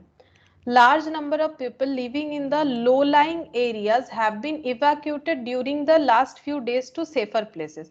बहुत सारे लोगों को जो कि लो लाइंग एरिया पे रहते हैं, ठीक है, उनको मतलब ऊंची जगह पे नहीं रहते, लो लाइंग एरिया पे रहते हैं, जैसे कि समुद्र के पास, समुद्री इलाका जो है वहां पर low lying areas have been evacuated during the last few days to safer places. कुछ दिनों से उनको सेफर प्लेसेस में लाया जा रहा है। The government has rushed in relief supplies to people living in the area. उस एरिया में जो भी लोग रहते हैं उनके लिए गवर्नमेंट रिलीफ सप्लाई करने का जो है उसमें मतलब लगी हुई है, ठीक है, इस काम में। तो ऐसा सब कब होता है? जब मान लो फ्लड वगैरह आने वाला है या बहुत ज्यादा तूफान होगा, ठीक है, जोर का तूफान होगा, ऐसे होगा, तो लोगों को क्या किया जाता है, जो डेंजर प्लेस है वहां से सेफर प्लेसेस में ले जाया जाता है, ठीक है। तो ये दो है, दो बात जो है, ये दोनों ही क्या है, कॉज है, ये दोनों ही क्या है, इफेक्ट है, या कॉज इफेक्ट है या फिर इफेक्ट है, क्या लग रहा है? ठीक है, तो फिर से एक बार पढ़ते हैं कि बहुत सारे लोगों को कुछ दिनों से जो कि लो लाइंग एरिया पे रहते हैं उन्हें सेफर प्लेसेस में ले जाया जा रहा है। गवर्नमेंट जो है उनको रिलीफ सप्लाई करने के काम पे जुटी हुई है। तो कौन सा कॉज है, कौन सा इफेक्ट है, या फिर दोनों ही किसी एक सिचुएशन का इफेक्ट है, या फिर किसी एक सिचुएशन का कॉज है, या फिर एक कॉज है एक इफेक्ट है? क्या लगता है,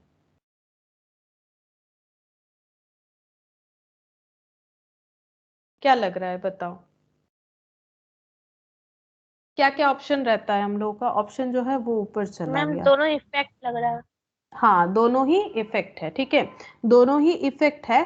और इसका मतलब कौन सा ऑप्शन हो जाएगा? अगर दोनों ही इफेक्ट है तो अब इफेक्ट का वहां पर दो ऑप्शन था, ठीक है, कॉमन रीजन का या फिर अलग अलग रीजन का, ये दो ऑप्शन था, डी और ई। कौन सा होगा? कॉमन रीजन का इफेक्ट है या फिर अलग अलग रीजन का इफेक्ट है? मैम कॉमन रीजन का इफेक्ट। कॉमन रीजन का मतलब ऑप्शन ई होगा। ये देखो यहाँ पर option E, if both the statement 1 and 2 are effect of some common cause, ठीक है, कॉमन कॉज या रीजन जो भी बोलो, तो ये सेवेंथ नंबर का यानी ऑप्शन ई होना चाहिए। चलो देखते हैं सेवेंथ नंबर का option E. Eighth number, the performance of most of the student in final exam of class 10 in the govern in, ये थोड़ा सा लैंग्वेज प्रॉब्लम है यहाँ पर, ठीक है, class 10 by the government was excellent. तो एक्चुअली थोड़ा सा यहाँ पर कुछ मिस्टेक है, ठीक है, यहाँ पर एक्चुअली ये बोलना चाह रहा है the performance of most of the student in final exam of class 10 का फाइनल एग्जाम जो हुआ गवर्नमेंट स्कूल का वो एक्सीलेंट था। Many teachers of the government school left the school and join private school. बताओ क्या ये दो बात एक दूसरे को रिलेट करता है कि बच्चों ने बहुत अच्छा रिजल्ट किया, ठीक है, क्लास 10 में, जो कि गवर्नमेंट स्कूल में पढ़ते थे। फिर यहाँ पर बोल रहा है बहुत से टीचर ऐसे हैं जो कि गवर्नमेंट स्कूल छोड़ के प्राइवेट स्कूल ज्वाइन कर रहे हैं। क्या ये दोनों बात एक ही मैटर को मतलब एक ही मैटर का दो कॉज है, या इफेक्ट है, एक कॉज है एक इफेक्ट है, ऐसा है, या फिर दो अलग अलग मैटर है? बताओ क्या लगता है। बच्चों का अलग अलग अच्छा, मैटर। अलग अलग है, बच्चों का अच्छा रिजल्ट करने से टीचर का स्कूल छोड़ने का तो कोई रिलेशन हो नहीं सकता है, ठीक है, ये दोनों अलग अलग मैटर है, ठीक है। तो उसके हिसाब से अगर याद करो तो ऑप्शन ए नहीं होगा, है ना, ऑप्शन ए में एक कॉज था एक इफेक्ट था। ऑप्शन बी भी नहीं होगा, उसमें भी उल्टा था, एक कॉज था एक इफेक्ट था, ठीक है, तो ऑप्शन ए भी नहीं होगा। तो ये क्या है? तो फिर ऑप्शन ए भी नहीं होगा, तो बाकी बच्चा सी डी ई, ठीक है, जिसमें से एक तो था दोनों ही कॉज है, एक था दोनों ही इफेक्ट है। दो ऑप्शन था दोनों इफेक्ट है, लेकिन एक था कॉमन रीजन का इफेक्ट है, एक है अनकॉमन रीजन का इफेक्ट है, ठीक है। तो ये दोनों क्या है, कॉज है कि इफेक्ट है? क्या लगता है कौन सा ऑप्शन होगा? हम एक बार ऑप्शन रीड करवा देते हैं, देखो ऑप्शन में चलते हैं, हम लोग आंसर दे पाएंगे क्वेश्चन नंबर 8 के लिए। देखो अलग अलग अगर मैटर है तो स्टेटमेंट 1 कॉज है, स्टेटमेंट 2 इफेक्ट, या फिर स्टेटमेंट 2 कॉज है, स्टेटमेंट 1 इफेक्ट, ऐसा तो नहीं होगा। मतलब बच्चा ने अच्छा रिजल्ट किया, टीचर स्कूल छोड़ के दूसरे स्कूल चला गया, मतलब प्राइवेट स्कूल चला गया गवर्नमेंट स्कूल छोड़ के, ये भी नहीं हो सकता। टीचर क्योंकि प्राइवेट स्कूल चले जा रहे गवर्नमेंट स्कूल को छोड़ के तभी बच्चों का अच्छा रिजल्ट हो रहा है, ये भी नहीं होगा। तो option A option B cut हो गया, ठीक है। Both the statement 1 and 2 are independent cause, दोनों ही अलग अलग कॉज है, या फिर दोनों ही इफेक्ट है कॉमन रीजन का, या फिर दोनों ही इफेक्ट है अलग अलग रीजन का? बताओ। सबसे पहला बात है, क्या ये दोनों मतलब ऑप्शन सी होगा कि नहीं वो सोचो। Both the statement 1 and 2 independent cause, क्या ये दोनों कॉज है? क्या बच्चों का अच्छा रिजल्ट करना कोई कॉज है? मतलब रिजल्ट जो हो रहा है, रिजल्ट मतलब ही तो वो इफेक्ट होता है ना। हम लोग पढ़ के अच्छा रिजल्ट कर रहे हैं, ये कोई कारण है? या फिर हम लोगों ने पढ़ा था तभी हम लोग अच्छा रिजल्ट कर रहे हैं, तो वो तो फल है, ठीक है। तो कारण क्या है? हम लोगों ने अच्छा पढ़ाई किया, अगर बुरा रिजल्ट होगा तो बुरा पढ़ाई किया, ठीक है। तो ये both the statement 1 and 2 are independent cause. क्या ये कॉज है? क्या वो दो स्टेटमेंट कॉज हो सकता है? किसी भी घटना का कारण हो सकता है? नहीं, ठीक है। और both the statement 1 and 2 effect of independent cause, ठीक है।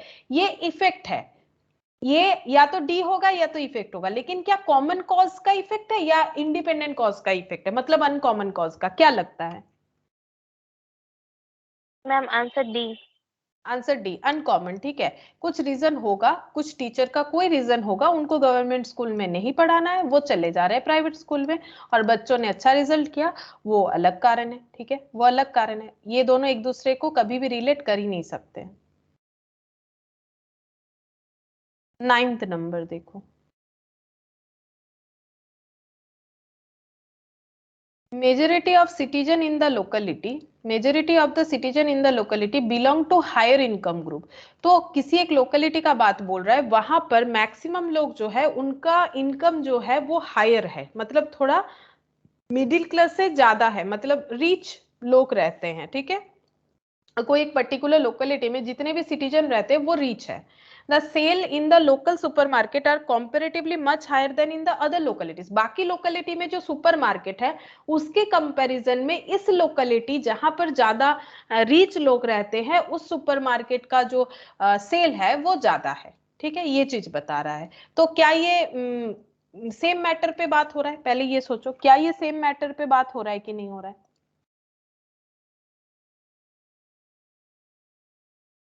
सेम मैटर और नॉट?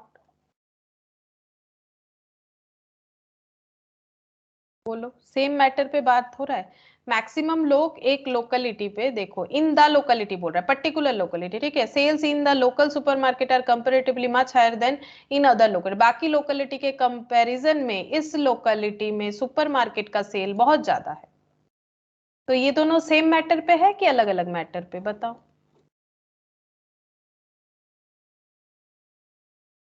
सेम मैटर है, अलग अलग कहाँ है, ठीक है। सेम मैटर है। अब कौन सा कॉज है, कौन सा इफेक्ट है, क्या लग रहा है? क्या दोनों ही कॉज है या दोनों ही इफेक्ट है, या एक कॉज एक इफेक्ट है, एक इफेक्ट एक कॉज है? क्या लग रहा है, बताओ क्या होगा?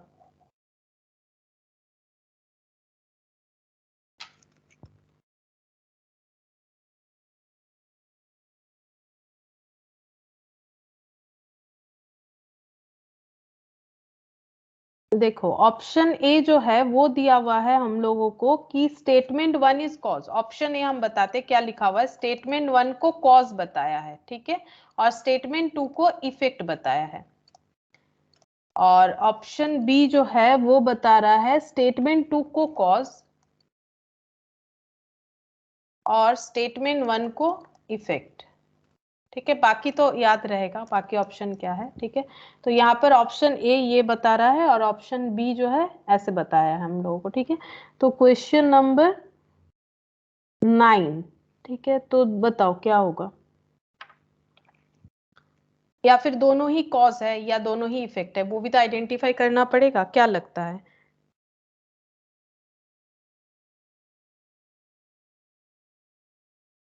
सेल्स जो है लोकल सुपरमार्केट में बाकी जगह से, ये यहाँ पर ये जो पर्टिकुलर लोकेलिटी है वहां पे सुपरमार्केट जो है वहां का सेल काफी ज्यादा अच्छा है। क्यों? क्योंकि वहां पर बहुत ज्यादा रिच लोग रहते हैं, तो ये कॉज है, ठीक है। और ये उसका इफेक्ट है, ठीक है। तो स्टेटमेंट 2 जो है वो हो जाएगा कॉज और स्टेटमेंट 1 जो है वो हो जाएगा इफेक्ट, ठीक है। तो ऑप्शन बी होना चाहिए, ठीक है, ऑप्शन बी होना चाहिए। चेक करते हैं, देखो ऑप्शन बी है। हाँ, ये देखो क्यों, the comparatively higher sales in the particular locality are inductive of high paying capacity of the resident of that locality.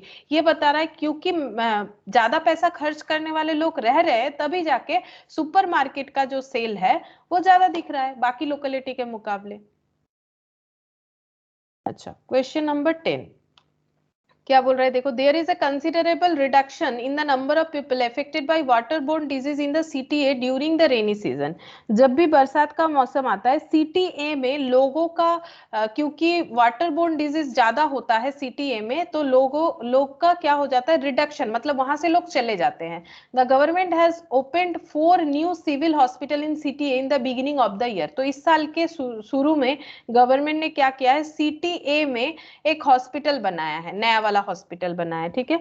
तो इसका आंसर फिर क्या हो सकता है, तो देखो ये जो है यहाँ पर, तो कोई कॉज कोई इफेक्ट इस तरह से हमें चेक करना पड़ेगा कि कौन कॉज है कौन इफेक्ट है, या फिर ये इफेक्ट है या ये कॉज है, या दोनों ही इफेक्ट है या फिर दोनों ही कॉज है, ये देखना पड़ेगा, ठीक है।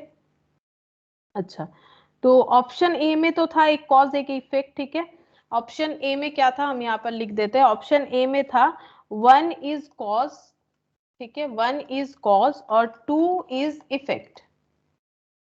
स्टेट ऑप्शन बी जस्ट इसका ऑपोजिट था, 2 इज कॉज और 1 इज इफेक्ट, ठीक है। और जो ऑप्शन सी था 1 and 2 are independent cause, 1 and 2 independent cause, मतलब सीधा बात है दोनों कॉज है, ठीक है, दोनों कॉज है। और डी ऑप्शन था कि दोनों जो है वो इफेक्ट है, डी में था दोनों इफेक्ट है, और ई में भी था दोनों इफेक्ट है, बट ये था कॉमन कॉज के लिए, ये आंसर था कॉमन कॉज, और ये था अनकॉमन कॉज, ठीक है। अब हमें आंसर देना पड़ेगा कि कौन सा आंसर होगा। तो देखो कि बोल रहा है कि क्योंकि लोग चले जाते हैं, वाटर बोर्न डिजीज यहाँ पर ज्यादा होता है, लोग यहाँ से चले जाते हैं, इस वजह से गवर्नमेंट ने एक हॉस्पिटल खोला है। नहीं, लोग चले जाते हैं बोल के हॉस्पिटल खोलना है ऐसा गवर्नमेंट नहीं सोचेगी, लोगों को बीमारी हो रहा है ताकि लोगों को तकलीफ ना हो, ठीक है, इस वजह से हॉस्पिटल खोला जाता है। कहीं का पॉपुलेशन कम हो जा रहा है इस वजह से हॉस्पिटल नहीं ओपन हो रहा है, पॉपुलेशन कम हो जा रहा है हॉस्पिटल क्यों ओपन होता है, ताकि लोगों को सर्विस दे सके, ठीक है। तो यहाँ पर सर्विस का तो बात कुछ हुआ नहीं है, ठीक है। तो ये 1 कॉज 2 इफेक्ट, 2 कॉज 1 इफेक्ट, ये तो मुझे नहीं लग रहा है, ठीक है। बचा ये 3, तो ये ऑप्शन तो कट हो गया, या तो दोनों इफेक्ट है या तो दोनों कॉज है। तो ये दोनों जो है हमें देखना पड़ेगा ये इफेक्ट है कि कॉज है। तो there is a considerable reduction in the number of people affected by waterborne disease in the CTA during the rainy season. तो रेनी सीजन में वाटरबोर्न डिजीज के चलते क्या हो रहा है, कंसिडरेबल रिडक्शन देखने को मिल रहा है सीटीए में, ठीक है। और गवर्नमेंट ने हॉस्पिटल ओपन किया है सीटीए में बिगिनिंग ऑफ द ईयर में। तो मुझे तो लगता है कि ये क्या है, ये एक कारण है, ठीक है, waterborne disease is a cause, ठीक है, इस वजह से पीपल जो है वो चले जा रहे हैं, रिडक्शन हो रहा है, तो ये एक पहला कॉज है, ठीक है। अगर पहला कॉज है तो ऑप्शन डी ई तो वैसे ही कैंसिल हो जाएगा, क्योंकि ये डी और ई में तो लिखा हुआ है कि both the statement are effect, वो तो होगा नहीं, तो बचा एक ऑप्शन सी। चेक करते ये कितना सही है, 1 एंड 2 इंडिपेंडेंट कॉज, ठीक है, ये दोनों जो है इंडिपेंडेंट कॉज है, ये एक दूसरे के साथ रिलेटेड नहीं है, ठीक है। ये there is a considerable reduction in the number of people affected by waterborne disease in CTA during the rainy season. तो government has open 4 new civil hospital in CTA beginning of the year. Hospital open करने का अलग reason है, hospital open करने से लोग आ जाएंगे ये सोचना गलत है। रेनी सीजन में पानी का जो मतलब पानी स्टक हो जाता होगा, इसी वजह से प्रॉब्लम होता है लोगों को, ठीक है। तो वहां पर सोल्यूशन अगर करेगी गवर्नमेंट कि ये वाटरबोर्न डिजीज जिस वजह से हो रहा है ये सिर्फ हॉस्पिटल जाने से किसी को ठीक नहीं होने वाला है, अगर हर रेनी सीजन में हो रहा है तो वहां पर चेक करना पड़ेगा कि क्या प्रॉब्लम है, ठीक है, क्या वहां पर अच्छा पानी नहीं आ रहा है, लोग गंदा पानी पी रहे हैं या क्या हो रहा है वो देखना पड़ेगा, सिर्फ हॉस्पिटल ओपन करने से तो नहीं होगा। इसका मतलब ये कॉज इफेक्ट तो नहीं है, तो गवर्नमेंट ने कुछ अलग रीजन से हॉस्पिटल ओपन किया होगा, शायद वहां पर नहीं था इस वजह से, और लोग चले जाते हैं रेनी सीजन में बिकॉज यहाँ पर जो है पानी वाला बीमारी देखने को मिलता है। तो ये दोनों अलग अलग कारण हो जाएंगे, इसीलिए ऑप्शन सी, ठीक है। ये देखो the given statement are self sufficient and depict independent, ये दोनों ही जो है अपने अपने एक एक इवेंट को दर्शा रहे हैं, ठीक है, अपना एक एक इवेंट को बता रहे हैं। सीटीए में गवर्नमेंट ने हॉस्पिटल खोला है, इसका मतलब ये नहीं है कि कंसिडरेबल रिडक्शन बंद हो जाएगा, ये गलत बात है, ठीक है। लोग तो फिर भी जा सकते हैं कि मुझे बीमारी हो रहा है, हॉस्पिटल में एडमिट होने से बीमारी ठीक हो सकता है, लेकिन बीमारी नहीं होगा ऐसा तो कोई ऑप्शन गवर्नमेंट ने नहीं निकाला है। तो ये दोनों अलग अलग बात है, लोग क्यों चले जा रहे हैं उसका अलग रीजन है, गवर्नमेंट ने क्यों हॉस्पिटल खोला है उसका अलग रीजन है। तो इस वजह से ये क्या हो जाएगा, ऑप्शन सी हो जाए। ठीक है, तो इसको फिर से एक बार पढ़ के तुम लोग को प्रैक्टिस करना पड़ेगा। ठीक है, फिर से ये सारे क्वेश्चन को एक बार रीड करना पड़ेगा समझ के, तभी होगा। थोड़ा सा इसमें प्रैक्टिस का जरूरत होगा, नहीं तो कंफ्यूजन हो जाता है। अच्छा, तो कॉज इफेक्ट तो किया हम लोगों ने, कैलेंडर तो पूरा नहीं कर पाए। देखते हैं कैलेंडर का कुछ लिखवाना है पॉइंट, हम लिखवा देते हैं। ठीक है, कैलेंडर का कुछ पॉइंट हमें नोट डाउन करना है, तो यहाँ पर लिखो कैलेंडर।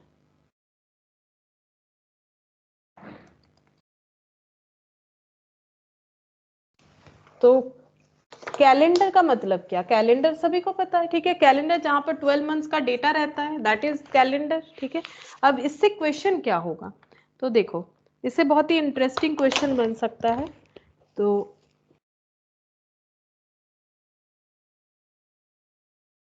हमें यहाँ पर कुछ पॉइंट्स जो है, points to be noted, points to be remembered भी लिख सकते हैं। ये याद रखना पड़ेगा, तभी जाके हम लोग जो कैलेंडर का क्वेश्चन है वो कर सकते हैं। ठीक है, पहला, there are 2 types of year. ठीक है, नॉर्मली हम लोगों का दो तरह का ईयर होता है। क्या क्या ईयर बता सकते हो, दो तरह का ईयर होता है। एक होता है ऑर्डिनरी और एक होता है लीप ईयर। अब शायद समझ गए होंगे कि दो तरह का ईयर क्या होता है। एक ऐसा ईयर जिसमें लीप ईयर होता है, या फिर एक ऐसा ईयर जिसमें लीप ईयर नहीं होता है। जिसमें लीप ईयर नहीं होता है उसे हम लोग ऑर्डिनरी ईयर बोलते हैं, और जिसमें लीप ईयर होता है, मतलब जहां लीप ईयर कब होता है ये बताओ, लीप ईयर कब होता है।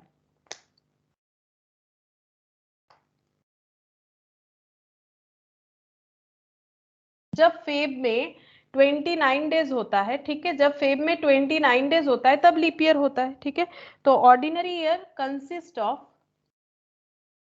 कितने डेज होते हैं, 365 डेज। ठीक है, जबकि लीप ईयर, जबकि लीप ईयर जो है, leap year consist of 366 days. ठीक है,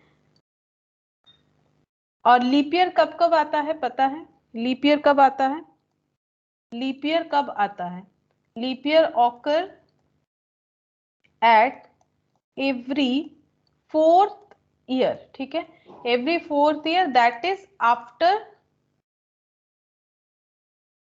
थर्ड ईयर। ठीक है, हर 3 साल बाद चौथा साल जो होता है वो लीप ईयर होता है। जैसे अगर तुम लोग देखो तो 2020 जो था वो लीप ईयर था। ठीक है, इसके बाद लीप ईयर कब आएगा, 2021 not leap year, 2022 not leap year, 2023 not leap year, 2024 जो कि लीप ईयर होगा। ठीक है, तो leap year occurred at every fourth year. ठीक है, एक बार होने के बाद fourth year, 1 2 3 4, fourth year leap year होगा। या फिर हम लोग बोल सकते हैं आफ्टर थर्ड ईयर। ठीक है, इस तरह से बोलेंगे आफ्टर थर्ड ईयर। तो लैंग्वेज हमें ध्यान रखना है, इस तरह से क्वेश्चन में हमें आ सकता है।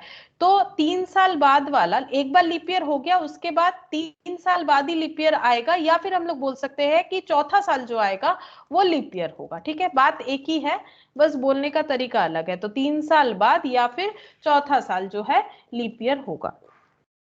अच्छा, इसके अलावा एक एक्सेप्शन है, exception, the 100th year is not leap year. अब ये क्या नया चीज है, देखो 100th year is not leap year हम यहाँ पर लिख रहे हैं, क्योंकि यहाँ पर और एक इंपॉर्टेंट पॉइंट भी लिखना पड़ेगा। एक काम करते हैं, ये पेज, ये इधर भी, ये वाला पेज हम छोड़ देते हैं, यहाँ पर लिख के दिखाते हैं कि 100th year is not leap year. इसका मतलब क्या होता है, अगर हम लोग 0 ईयर से स्टार्ट करें, ठीक है, 0 के बाद लीप ईयर कब आएगा बता सकते हो, मतलब फर्स्ट जो 0 ईयर, 0 के बाद 1 आएगा, 1 2 3 4, 0 के बाद कौन सा ईयर लीप ईयर आएगा बता सकते हो, 0 के बाद कौन सा आएगा बताओ, 0 के बाद कौन सा आएगा लीप ईयर। मतलब हम लोग 0 से स्टार्ट कर रहे हैं, जो ये कैलेंडर है हम लोगों का जो 4। फॉलो, 4। ठीक है, 4 के बाद क्या आएगा, लीप ईयर कौन सा आएगा 4 के बाद, फिर 4 साल ऐड करो,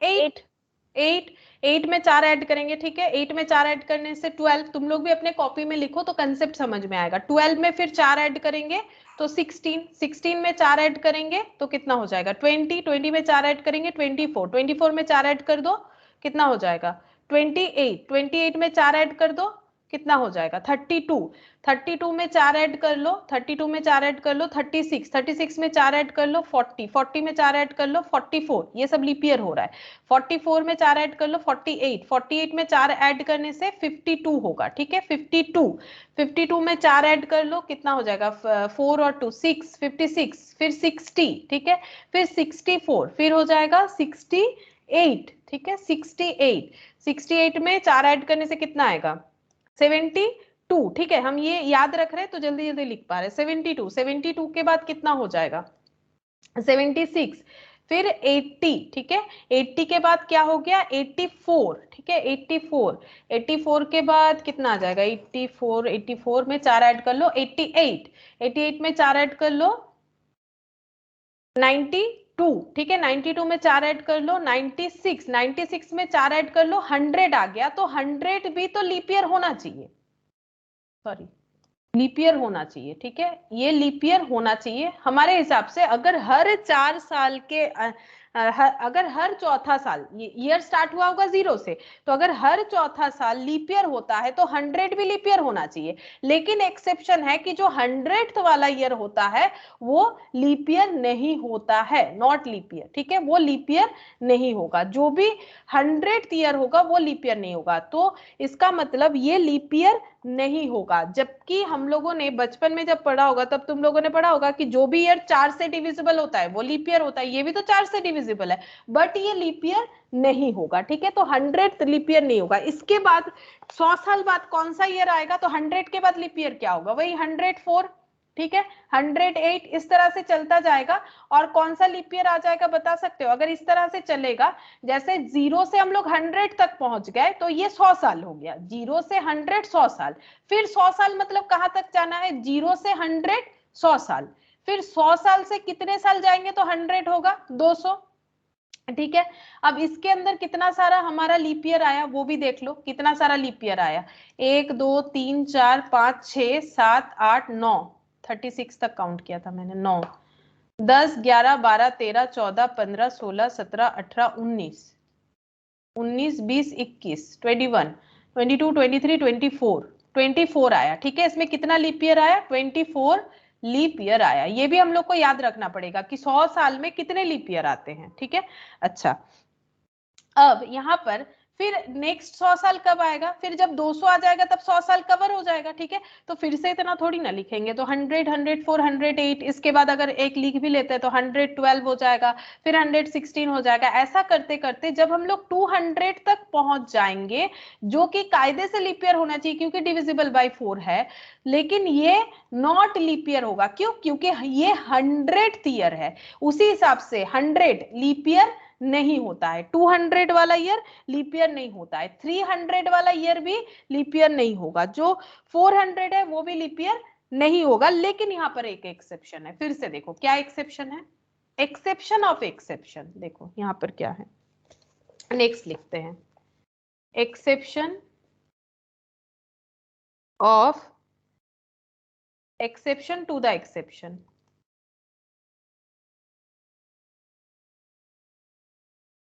every 400th year is a leap year।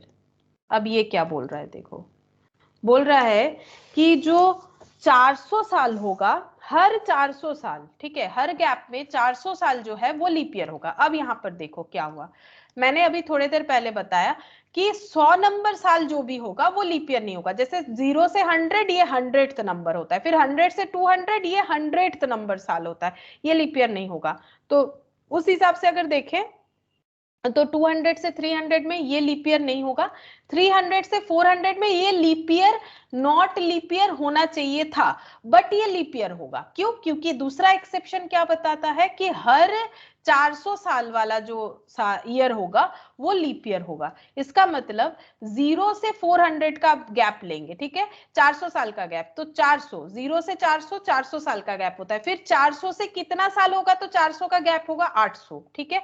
फिर 800 में 400 ऐड कर दो, कितना हो जाएगा 1200, 1200 में 400 ऐड कर दो, कितना हो गया 1600। तो ये सब क्या है, 400 का गैप दिखाया। अगर एक टाइमलाइन बना लेते हैं और मुझे 400 का गैप दिखाना है, तो 0 से 400, फिर 400 से 800, यहां से 400 साल बीत गया, 800 से 1200, ये 400 साल बीत गया।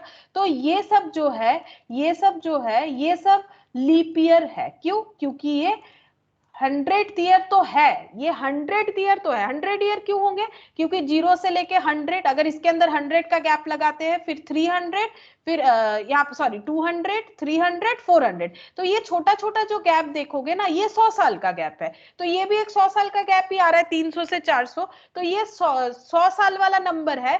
लेकिन ये लीप ईयर नहीं होगा, क्योंकि हमें एक्सेप्शन क्या बोल रहा था कि 100th ईयर लीप ईयर नहीं होता है। लेकिन एक्सेप्शन का एक्सेप्शन है, अगर वो 100th ईयर 400 साल वाला ईयर आता है तो वो लीप ईयर होगा। अगर वो 100th ईयर 400 साल वाला लीप ईयर होता है तो होगा। जैसे देखो एक एग्जांपल, 1600 के बाद अगर हम लोग 400 साल ऐड करते हैं, वो 2000 होता है, ठीक है। तो 2000 जो है वो लीप ईयर था, ठीक है। अभी हम लोग चेक कर लेंगे गूगल में क्या है। 2000 जो है वो लीप ईयर होगा। क्यों? क्योंकि ये 400 साल के गैप में आ रहा है। लेकिन अगर ऐसे 100 साल का देखो, तो 1600 के बाद 100 साल मतलब 1700, फिर क्या हो गया 1800, 1900 और 2000। तो उस हिसाब से अगर हम लोग देखें तो 100th ईयर जो है वो लीप ईयर नहीं होगा। इसका मतलब ये देखो 1600 लीप ईयर नहीं होगा, नॉट लीप ईयर, ठीक है। लेकिन 1601, 1602, 1603 और 1604 ऐसे करके जब हम लोग 1700 तक पहुंचेंगे तो इसमें बहुत सारे लीप ईयर होंगे, जैसे कि ये वाला, ठीक है। ये लीप ईयर नहीं होगा, ये लीप ईयर नहीं होगा, ये लीप ईयर नहीं होगा, क्योंकि ये सब 4 से डिविजिबल नहीं है। ये लीप ईयर होगा, ये जरूर लीप ईयर होगा। तो कायदे से तो ये भी लीप ईयर होना चाहिए, क्योंकि ये 4 से डिविजिबल है, क्योंकि ये 100th ईयर है। 100th ईयर कैसे, ये देखो 0 से स्टार्ट करके मैंने दिखाया था ना, ये देखो 0, ठीक है, फिर 100, 0 से 100, ठीक है। उसी तरह से 100 से 200, 200 से 300। तो अगर तुम लोग देखो कि 2000 इज लीप ईयर है कि नहीं, तो तुम लोग कैलेंडर में चेक करके देख सकते हो कि 2000 साल जो था वो लीप ईयर नहीं था, जबकि 4 से डिविजिबल है। बट ये सॉरी, ये लीप ईयर होगा, सॉरी मैंने थोड़ा सा गलत बता दिया, ये लीप ईयर होगा। ये ऐसे तो 100th ईयर है, ये 100th ईयर है, ठीक है। लेकिन ये 400th भी है। अगर कोई ईयर 100th ईयर भी है और 400th ईयर भी है तो वो लीप ईयर होगा, ठीक है। तो रूल्स क्या हो गया कि अगर कोई ईयर ओनली 100th ईयर है, ओनली 100th ईयर है, तो वो नॉट लीप ईयर हो जाएगा, ठीक है। लेकिन अगर कोई ईयर 100th ईयर है, उसके साथ साथ 400th ईयर भी है, तो वो लीप ईयर होगा, ठीक है। जैसे 1600 से 1700 अगर हम लोग जाते हैं, तो 1700 एक 100th ईयर है, तो ये लीप ईयर नहीं होगा। क्यों? वो 4 से डिविजिबल हो या ना हो, ये लीप ईयर नहीं होगा। कोई भी 100वां ईयर लीप ईयर नहीं होता है। लेकिन उसके साथ अगर वो 400 ईयर को कवर करता है, 400 कैसे होगा, 0 से 400, फिर उसके बाद 800, फिर उसके बाद यहाँ पर 1200, 1600, इस तरह से, ठीक है। इस कैटेगरी में जो आएंगे, तो ऐसे करते करते 2000, तो देखो 2000 जो है वो लीप ईयर था। हम लोग यहाँ पर चेक करके देखते हैं 2000 कैलेंडर, यहाँ पर कैलेंडर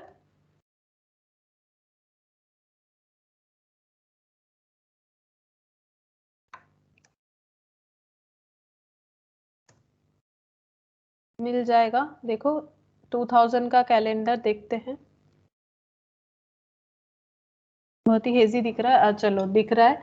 यहाँ पर देखो, ये देखो 29 दिख रहा है, ये लीप ईयर होना चाहिए, तो लीप ईयर है, ठीक है। 2000 जो है वो लीप ईयर है, क्योंकि ये 400th ईयर है और ये 100th ईयर भी है। और एक बार चेक करो दूसरे चीज पे, ठीक है, दूसरे पॉइंट पे चेक करते हैं। कहाँ चला गया, कहाँ चला गया, ये देखो, ये यहाँ पर था, ठीक है।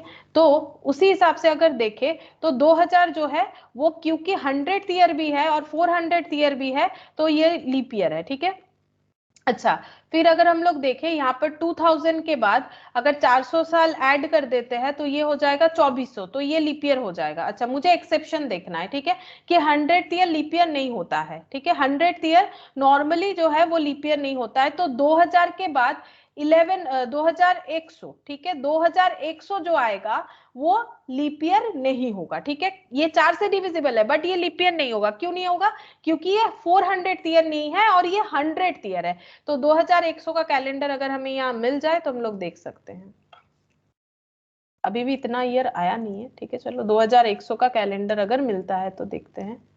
हाँ चलो, मिल रहा है, देखो यहाँ पर, ये देखते हैं इसमें क्लियर दिखेगा, ये देखो 28 तक है अगर दिख रहा है।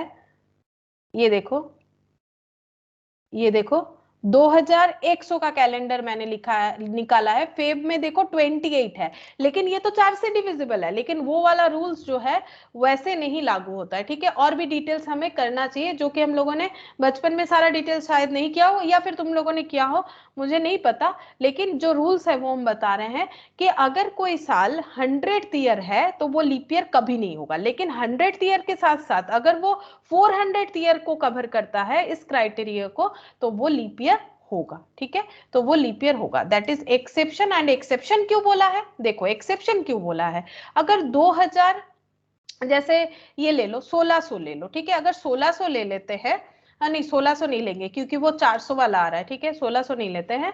0 से 100, 100 से 200, 200 जो है वो 4 से डिविजिबल है, ठीक है।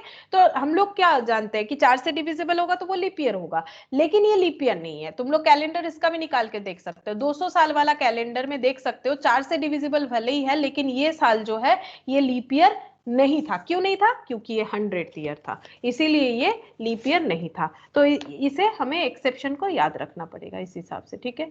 अच्छा, पॉइंट 2, एनी ऑर्डिनरी ईयर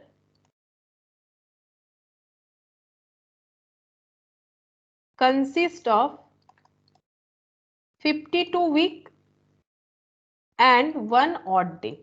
इसका मतलब 1 ऑड डे, और any leap year consist of 52 week and 2 odd days. अब ये क्या है? देखो, ऑर्डिनरी ईयर मतलब कितना साल, 360, सॉरी कितना डेज, 365 डेज, 365 डेज कौन सा वाला? ये ऑर्डिनरी ईयर वाला दिखा रहे, ठीक है।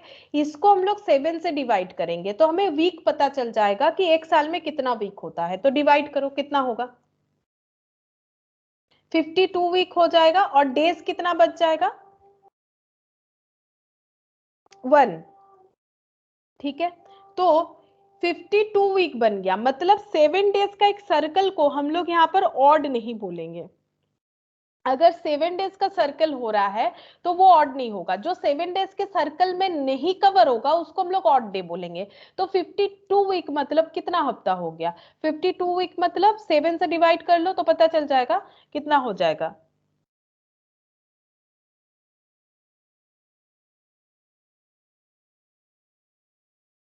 नहीं, एक मिनट, 365 को हम लोग 7 से डिवाइड कर रहे हैं ना, यहाँ पर देखो 365 को हम लोग 7 से डिवाइड कर रहे हैं, ठीक है। तो 52 वीक पूरा बन रहा है, ठीक है, और एक दिन जो है वो रह जा रहा है, तो हम लोग जो वीक बन जाएगा उसको हम लोग ऑड में नहीं लाएंगे, तो जो बच जाता है उसको हम लोग बोलेंगे ऑड, ठीक है, ऑड। 1 डे जो है ये ऑड हो जाएगा, इस तरह से ऑड कंसीडर किया गया है। और लीप ईयर के केस में देखो, लीप ईयर के केस में ये 366 हो जाएगा, यहाँ पर दिखा देते हैं, ठीक है। तो इसको हम लोग 7 से डिवाइड करेंगे, वीक के हिसाब से हम लोग ऑड या इवन चेक करते हैं, तो यहाँ पर फिर से वही तो यहाँ पर देखो 52 वीक आ रहा है, लेकिन जो वीक में कवर नहीं हो रहा, 2 दिन बच जा रहा है ना, 7 दिन चाहिए वीक बनने के लिए, ठीक है। 52 वीक पूरा बन गया, यहाँ पर 2 दिन हो रहा है। अगर यहाँ पर हमारा 7 दिन हो जाता तो वो 53 वीक हो जाता, ठीक है। तो जो नहीं वीक में कवर हुआ उसको बोला जाता है ऑड डेज, ठीक है। तो 2 ऑड डेज होता है। तो जो हमारा ऑर्डिनरी ईयर है, ऑर्डिनरी ईयर मतलब जो लीप ईयर नहीं है, वहां पर 52 वीक 1 ऑड डे होता है। और जो हमारा ऑर्डिनरी ईयर लीप ईयर है, वहां पर 52 वीक और 2 ऑड डेज होता है। और कैसे होगा कैलकुलेशन वो भी मैंने बता दिया, अगर भूल जाओ तो कैलकुलेशन करके भी चेक कर सकते हो। फिर next point, there are 12 months which contain different number of days from 28 to 31। मतलब 12 जो मंथ है हमारा, 12 मंथ जो है उसमें अलग अलग डेज होता है। तो नॉर्मली क्या होता है, 28 से लेके 31 तक, मिनिमम 21 और मैक्सिमम 31 होता है, ठीक है। और जो मंथ 30 का होता है वो तो इसी रेंज में आ गया ना। तो अब कौन कौन सा जो है वो 31 डेज में आता है, देखो जैन, ठीक है, मार्च, मई, जुलाई, अगस्त, अक्टूबर, दिसंबर, ठीक है। ये सब जो है ये 31 डेज वाला है, ठीक है। और 31 डेज का मतलब कितना ऑड डेज होगा ये भी हम लोग कैलकुलेट कर सकते हैं। हमेशा ऑड डे के लिए हमें 7 से डिवाइड करना है, वीकली चेक करना है। तो वीकली अगर चेक करेंगे तो 7 से डिवाइड करेंगे तो कितना आ जाएगा, 28 2, ठीक है। तो जो 31 डेज वाले मंथ है उसमें 4 वीक और 2 ऑड डेज होता है, ठीक है। इसमें होता है 4 वीक एंड 2 ऑड डेज, ठीक है। ऑड डेज हमेशा वीकली हम लोग चेक करेंगे। अच्छा, अब जो दूसरा जो है ऐसा ईयर जो कि 30 डेज में कवर होता है वो कौन कौन सा है, देखो जैन यहां पर चल गया, फेब तो 28 का हो जाएगा, मार्च, अप्रैल, जून, जुलाई, अगस्त, सितंबर, नवंबर, ठीक है। ये जो 4 मंथ्स है ये 30 डेज के होते हैं। और इसमें वीक और ऑड डेज देखो 7 से डिवाइड कर देते हैं, 7 4 जा 28। तो यहाँ पर भी हो गया 4 वीक, और ये शायद मेरा गलत हुआ, ये 3 हो रहा है ना, हाँ ये 3 हो रहा है, तुम लोगों ने नहीं बताया, ये 3 हो रहा है, माइनस गलत कर दिया मैंने, ये 3 हो रहा है माइनस करने के, ये 3 ऑड डेज होगा, दोनों सेम नहीं होगा, ठीक है। यहाँ पर हो रहा है देखो 4 वीक और कंप्लीट वीक, ठीक है। कंप्लीट वीक मतलब 4 कंप्लीट वीक हो रहा है और 2 ऑड डेज। अगर 30 डेज वाला मंथ है तो, और एक बचा फेब, ठीक है। फेब में कितना ऑड डेज हो सकता है, अब फेब जो है वो 28 का भी हो सकता है या फिर 29 का भी हो सकता है, ठीक है।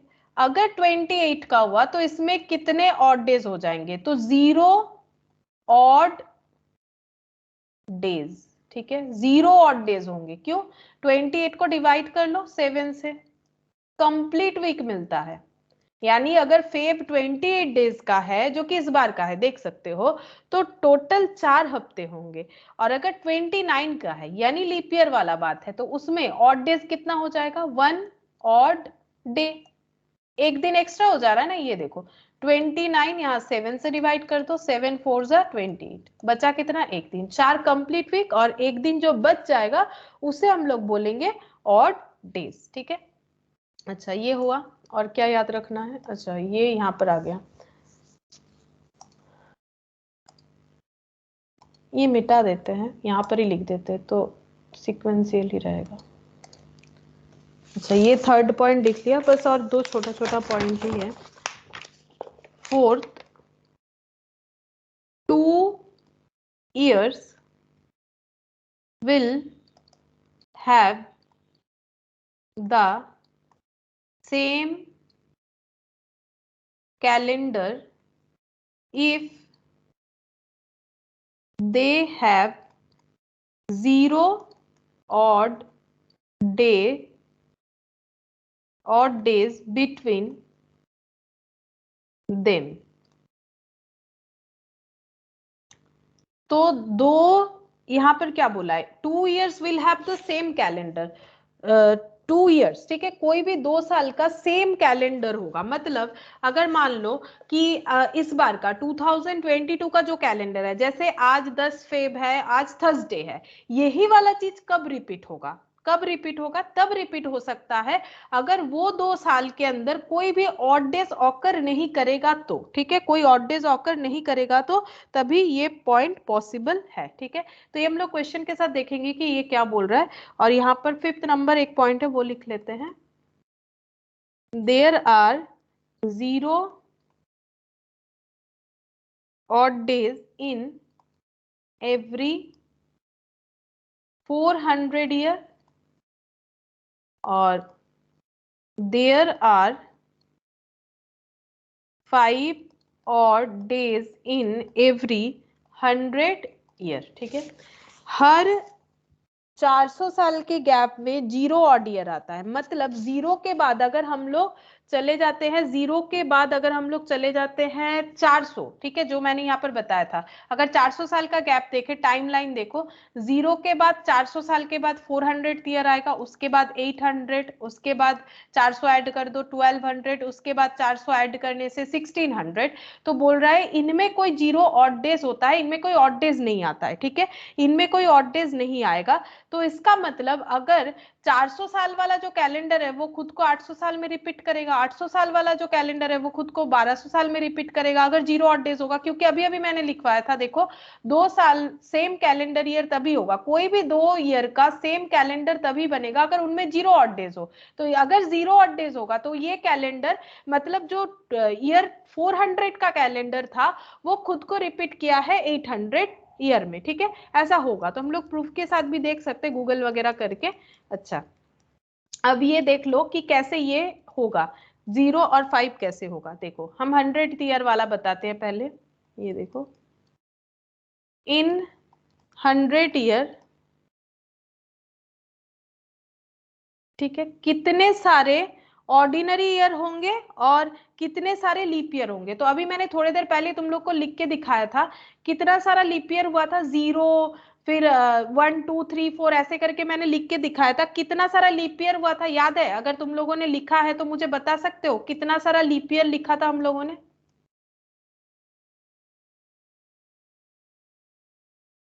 अभी मैंने जो लिख के दिखाया था 24। 24 लीप ईयर 24 हुआ था। और 100 साल का डेटा निकाल रहे हैं, अगर 24 लीप ईयर था उसमें तो ऑर्डिनरी ईयर कितना था, बाकी बचा हुआ माइनस करके बता दो।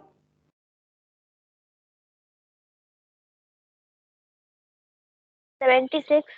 76, ठीक है, 76 हम लोगों का क्या था, ऑर्डिनरी ईयर था, ठीक है, और 24 जो है वो लीप ईयर था।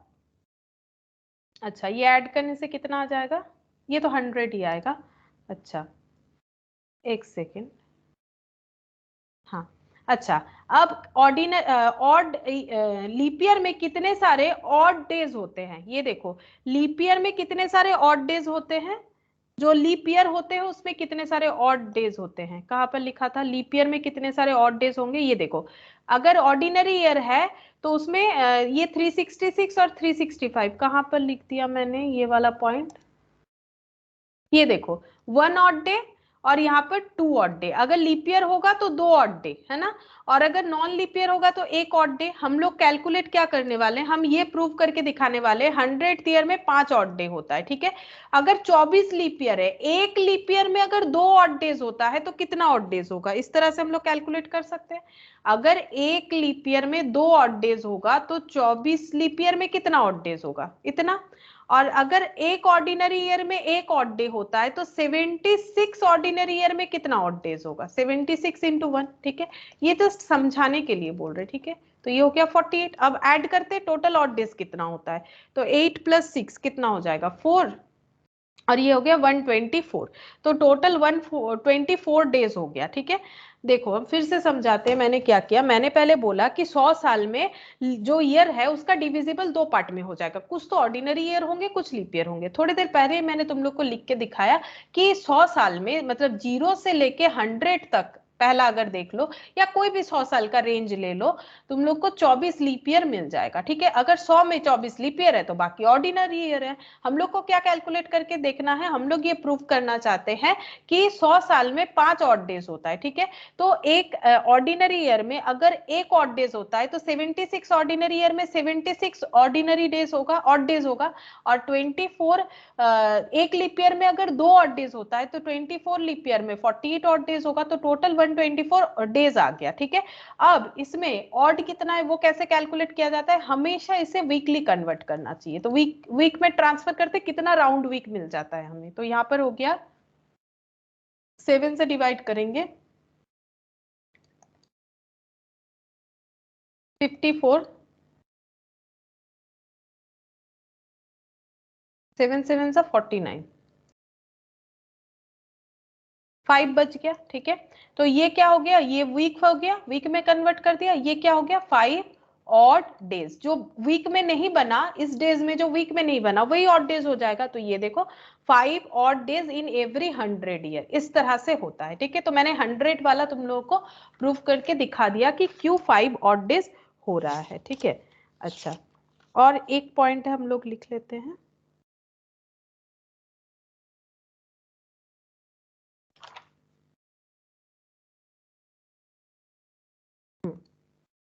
Seventh, a leap year calendar repeat itself in every 28 year, while calendar of an ordinary year repeat itself after 6 और 11 ईयर। ठीक है, ये हम लोग को थोड़ा याद रखना है। अगर कोई कैलेंडर लीप ईयर था, जैसे कि 2020 जो कैलेंडर था, ये फिर से खुद को कब रिपीट करेगा, 28 साल बाद, मतलब 2020 का डेज, मतलब पूरा कैलेंडर, मतलब जिस दिन जो डेट था, जो डेज था, वो बिल्कुल 28 साल बाद, मतलब 2048 में हमें ये देखने को मिलेगा सेम चीज। ठीक है, अगर ऑर्डिनरी ईयर है तो वो रिपीट कब करेगा खुद को, 6 साल या 11 साल में रिपीट करता है। तो हम लोग आंसर कैसे देंगे, इतना कुछ बताया तो एक क्वेश्चन बताते हैं, देखो कैसा इसमें क्वेश्चन आएगा, एक ही बताएंगे। ठीक है, नेक्स्ट दिन हम लोग करेंगे। ये लगभग मैंने सारे चीज लिखवा दिए हैं, बस जो जो चीज समझाए तुम लोग को एक बार रीड करके तुम लोग को समझना है अपने से। ठीक है, मतलब देख लेना है क्या मैंने लिखवाया, ताकि नेक्स्ट दिन हम लोग क्वेश्चन कर पाए। बट एक क्वेश्चन करेंगे। ठीक है, a leap year, sorry a leap year नहीं, which year will have same calendar as that of 2012, 2012 का जैसा कैलेंडर था सेम वैसा ही कैलेंडर कौन से ईयर में देखने को मिलेगा। ठीक है, तो 2020, 2018, 2040, डी नन ऑफ दिस, मैंने उसे नॉट लिखा है। ठीक है, आंसर क्या होगा, तो हम लोग आंसर कैसे देंगे, अभी जो पॉइंट डिस्कस किया उसी का क्वेश्चन है। तो सबसे पहले हमें देखना पड़ेगा कि ये लीप ईयर है कि ये नॉर्मल ईयर है, उसके बाद 28 या 6 या 11 चेक करना पड़ेगा। तो 2012 ये लीप ईयर है कि लीप ईयर नहीं है, कैसे पता करेंगे, अगर 4 से डिविजिबल होगा तो लीप ईयर है। ठीक है, लेकिन चेक करेंगे क्या ये 100th ईयर है, 100th ईयर नहीं है, क्योंकि 1900 के बाद 2000 100 होगा और 2000 के बाद हो जाएगा 1100, तो ये तो 2000 से 2100 के बीच है, तो ये 100th ईयर तो नहीं है। तो फिर 100th ईयर वाला चीज तो इस पे लागू नहीं होगा। क्या ये 400th वाला ईयर है, वो भी चेक कर लो। तो 0 से लेके 400, 800, 1200, 1600, 2000, 2000 के बाद 400 ऐड करने से 2400 होता है, तो ये उसके क्राइटेरिया में भी नहीं आ रहा है। तो नॉर्मल क्राइटेरिया लगाओ कि 2012 लीप ईयर है कि नहीं है, बताओ 2012 लीप ईयर है कि नहीं है। तो 2012 लीप ईयर होगा कि नहीं बताओ। हम लोग कैसे चेक करते हैं, डिविजिबल बाय 4 करके देखते हैं ना। लेकिन नया आज हम लोगों ने क्या सीखा, अगर कोई ईयर 100th ईयर है तो वो लीप ईयर नहीं होगा, चाहे वो 4 से डिविजिबल हो जाए। मैंने प्रूफ भी दिखाया, 2000 जो ईयर था, ठीक है, ये 4 से डिविजिबल है और ये लीप ईयर नहीं होना चाहिए था, बट क्योंकि ये 400th ईयर भी हो रहा है तो ये लीप ईयर था, ये एक्सेप्शन ऑफ एक्सेप्शन था, ठीक है। तो इसीलिए यहाँ पर अगर 4 से डिविजिबल है, देख लो 4 से डिविजिबल है, ठीक है, तो ये लीप ईयर है। अगर लीप ईयर है तो कितने दिन बाद ये कैलेंडर खुद को रिपीट करेगा, 28 साल बाद, ठीक है। तो 2012 में 28 ऐड कर दो, कितना होगा 2040। तो आंसर क्या हो जाएगा, ऑप्शन सी, ठीक है। आंसर हो गया ऑप्शन सी, ठीक है। अच्छा, अब और एक इससे मिलता जुलता question, which of the given year, ये तुम लोग बताओ, will have the same calendar as that of year 2003। 2003 का जो कैलेंडर था वो खुद को कब रिपीट करेगा, ऑप्शन है 2013, 2014, 2015 और 2016। पहले चेक करो, पहले चेक करो कि ये लीप ईयर है कि लीप ईयर नहीं है, तभी तो हम लोग अपना जो है क्राइटेरिया लगाएंगे ना। ये तुम लोग को याद रखना पड़ेगा, ठीक है, 28 और ये, ठीक है। तो बताओ कि ये लीप ईयर है कि नहीं है, पहले चेक करो कि 2003 जो है वो लीप ईयर है या ऑर्डिनरी ईयर है, ठीक है। ये ओ आर लिख दिया, ऑर्डिनरी ईयर है। पहले ये सोचो लीप ईयर है कि ऑर्डिनरी ईयर है 2003, बताओ 2003 लीप ईयर है कि ऑर्डिनरी ईयर है। अगर 4 से डिविजिबल होता है तो वो लीप ईयर होता है। 2003 क्या 4 से डिविजिबल है? No ma'am. तो ये क्या हो जाएगा, ऑर्डिनरी ईयर। अगर ऑर्डिनरी ईयर का कोई कैलेंडर है तो वो खुद को रिपीट करता है या तो 6 साल के बाद या तो 11 साल के बाद। तो 2003 में हम लोग ऐड करेंगे 6 साल, ऐड करो कितना होता है 2009। बट हमारे पास ऐसा कोई ऑप्शन ही नहीं है, तो ठीक है 2003 में हम लोग 11 ऐड कर देंगे, क्योंकि हमें पता है या तो 6 साल में या तो 11 साल में रिपीट करेगा। तो अगर 11 ऐड कर देंगे तो ये हो जाएगा 2014, जो ऑप्शन हमारे पास अवेलेबल है। तो इसका मतलब आंसर हो जाएगा 2014, ठीक है। तो इस तरह से करना पड़ेगा। तो कैलेंडर काफी ट्रिकी है, ठीक है।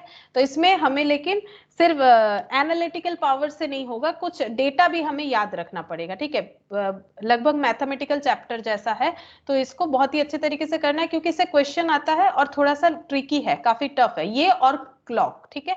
ये दोनों के अलावा बाकी कोई भी ऐसा चैप्टर नहीं है तुम लोगों का जो बहुत ज्यादा ट्रिकी है, ठीक है। और डेटा याद रखने वाला कोई चैप्टर नहीं है, लेकिन इसमें डेटा याद रखना पड़ेगा, जिसमें कुछ तुम लोग को पता ही है, लीप ईयर 365, 366, ठीक है। जो नया मैंने बताया वही तुम लोग को याद रखना है। तो इसको रीड करेंगे और नेक्स्ट क्लास में इसको हम लोग कंप्लीट करेंगे, ठीक है। फिर आज इतना ही करते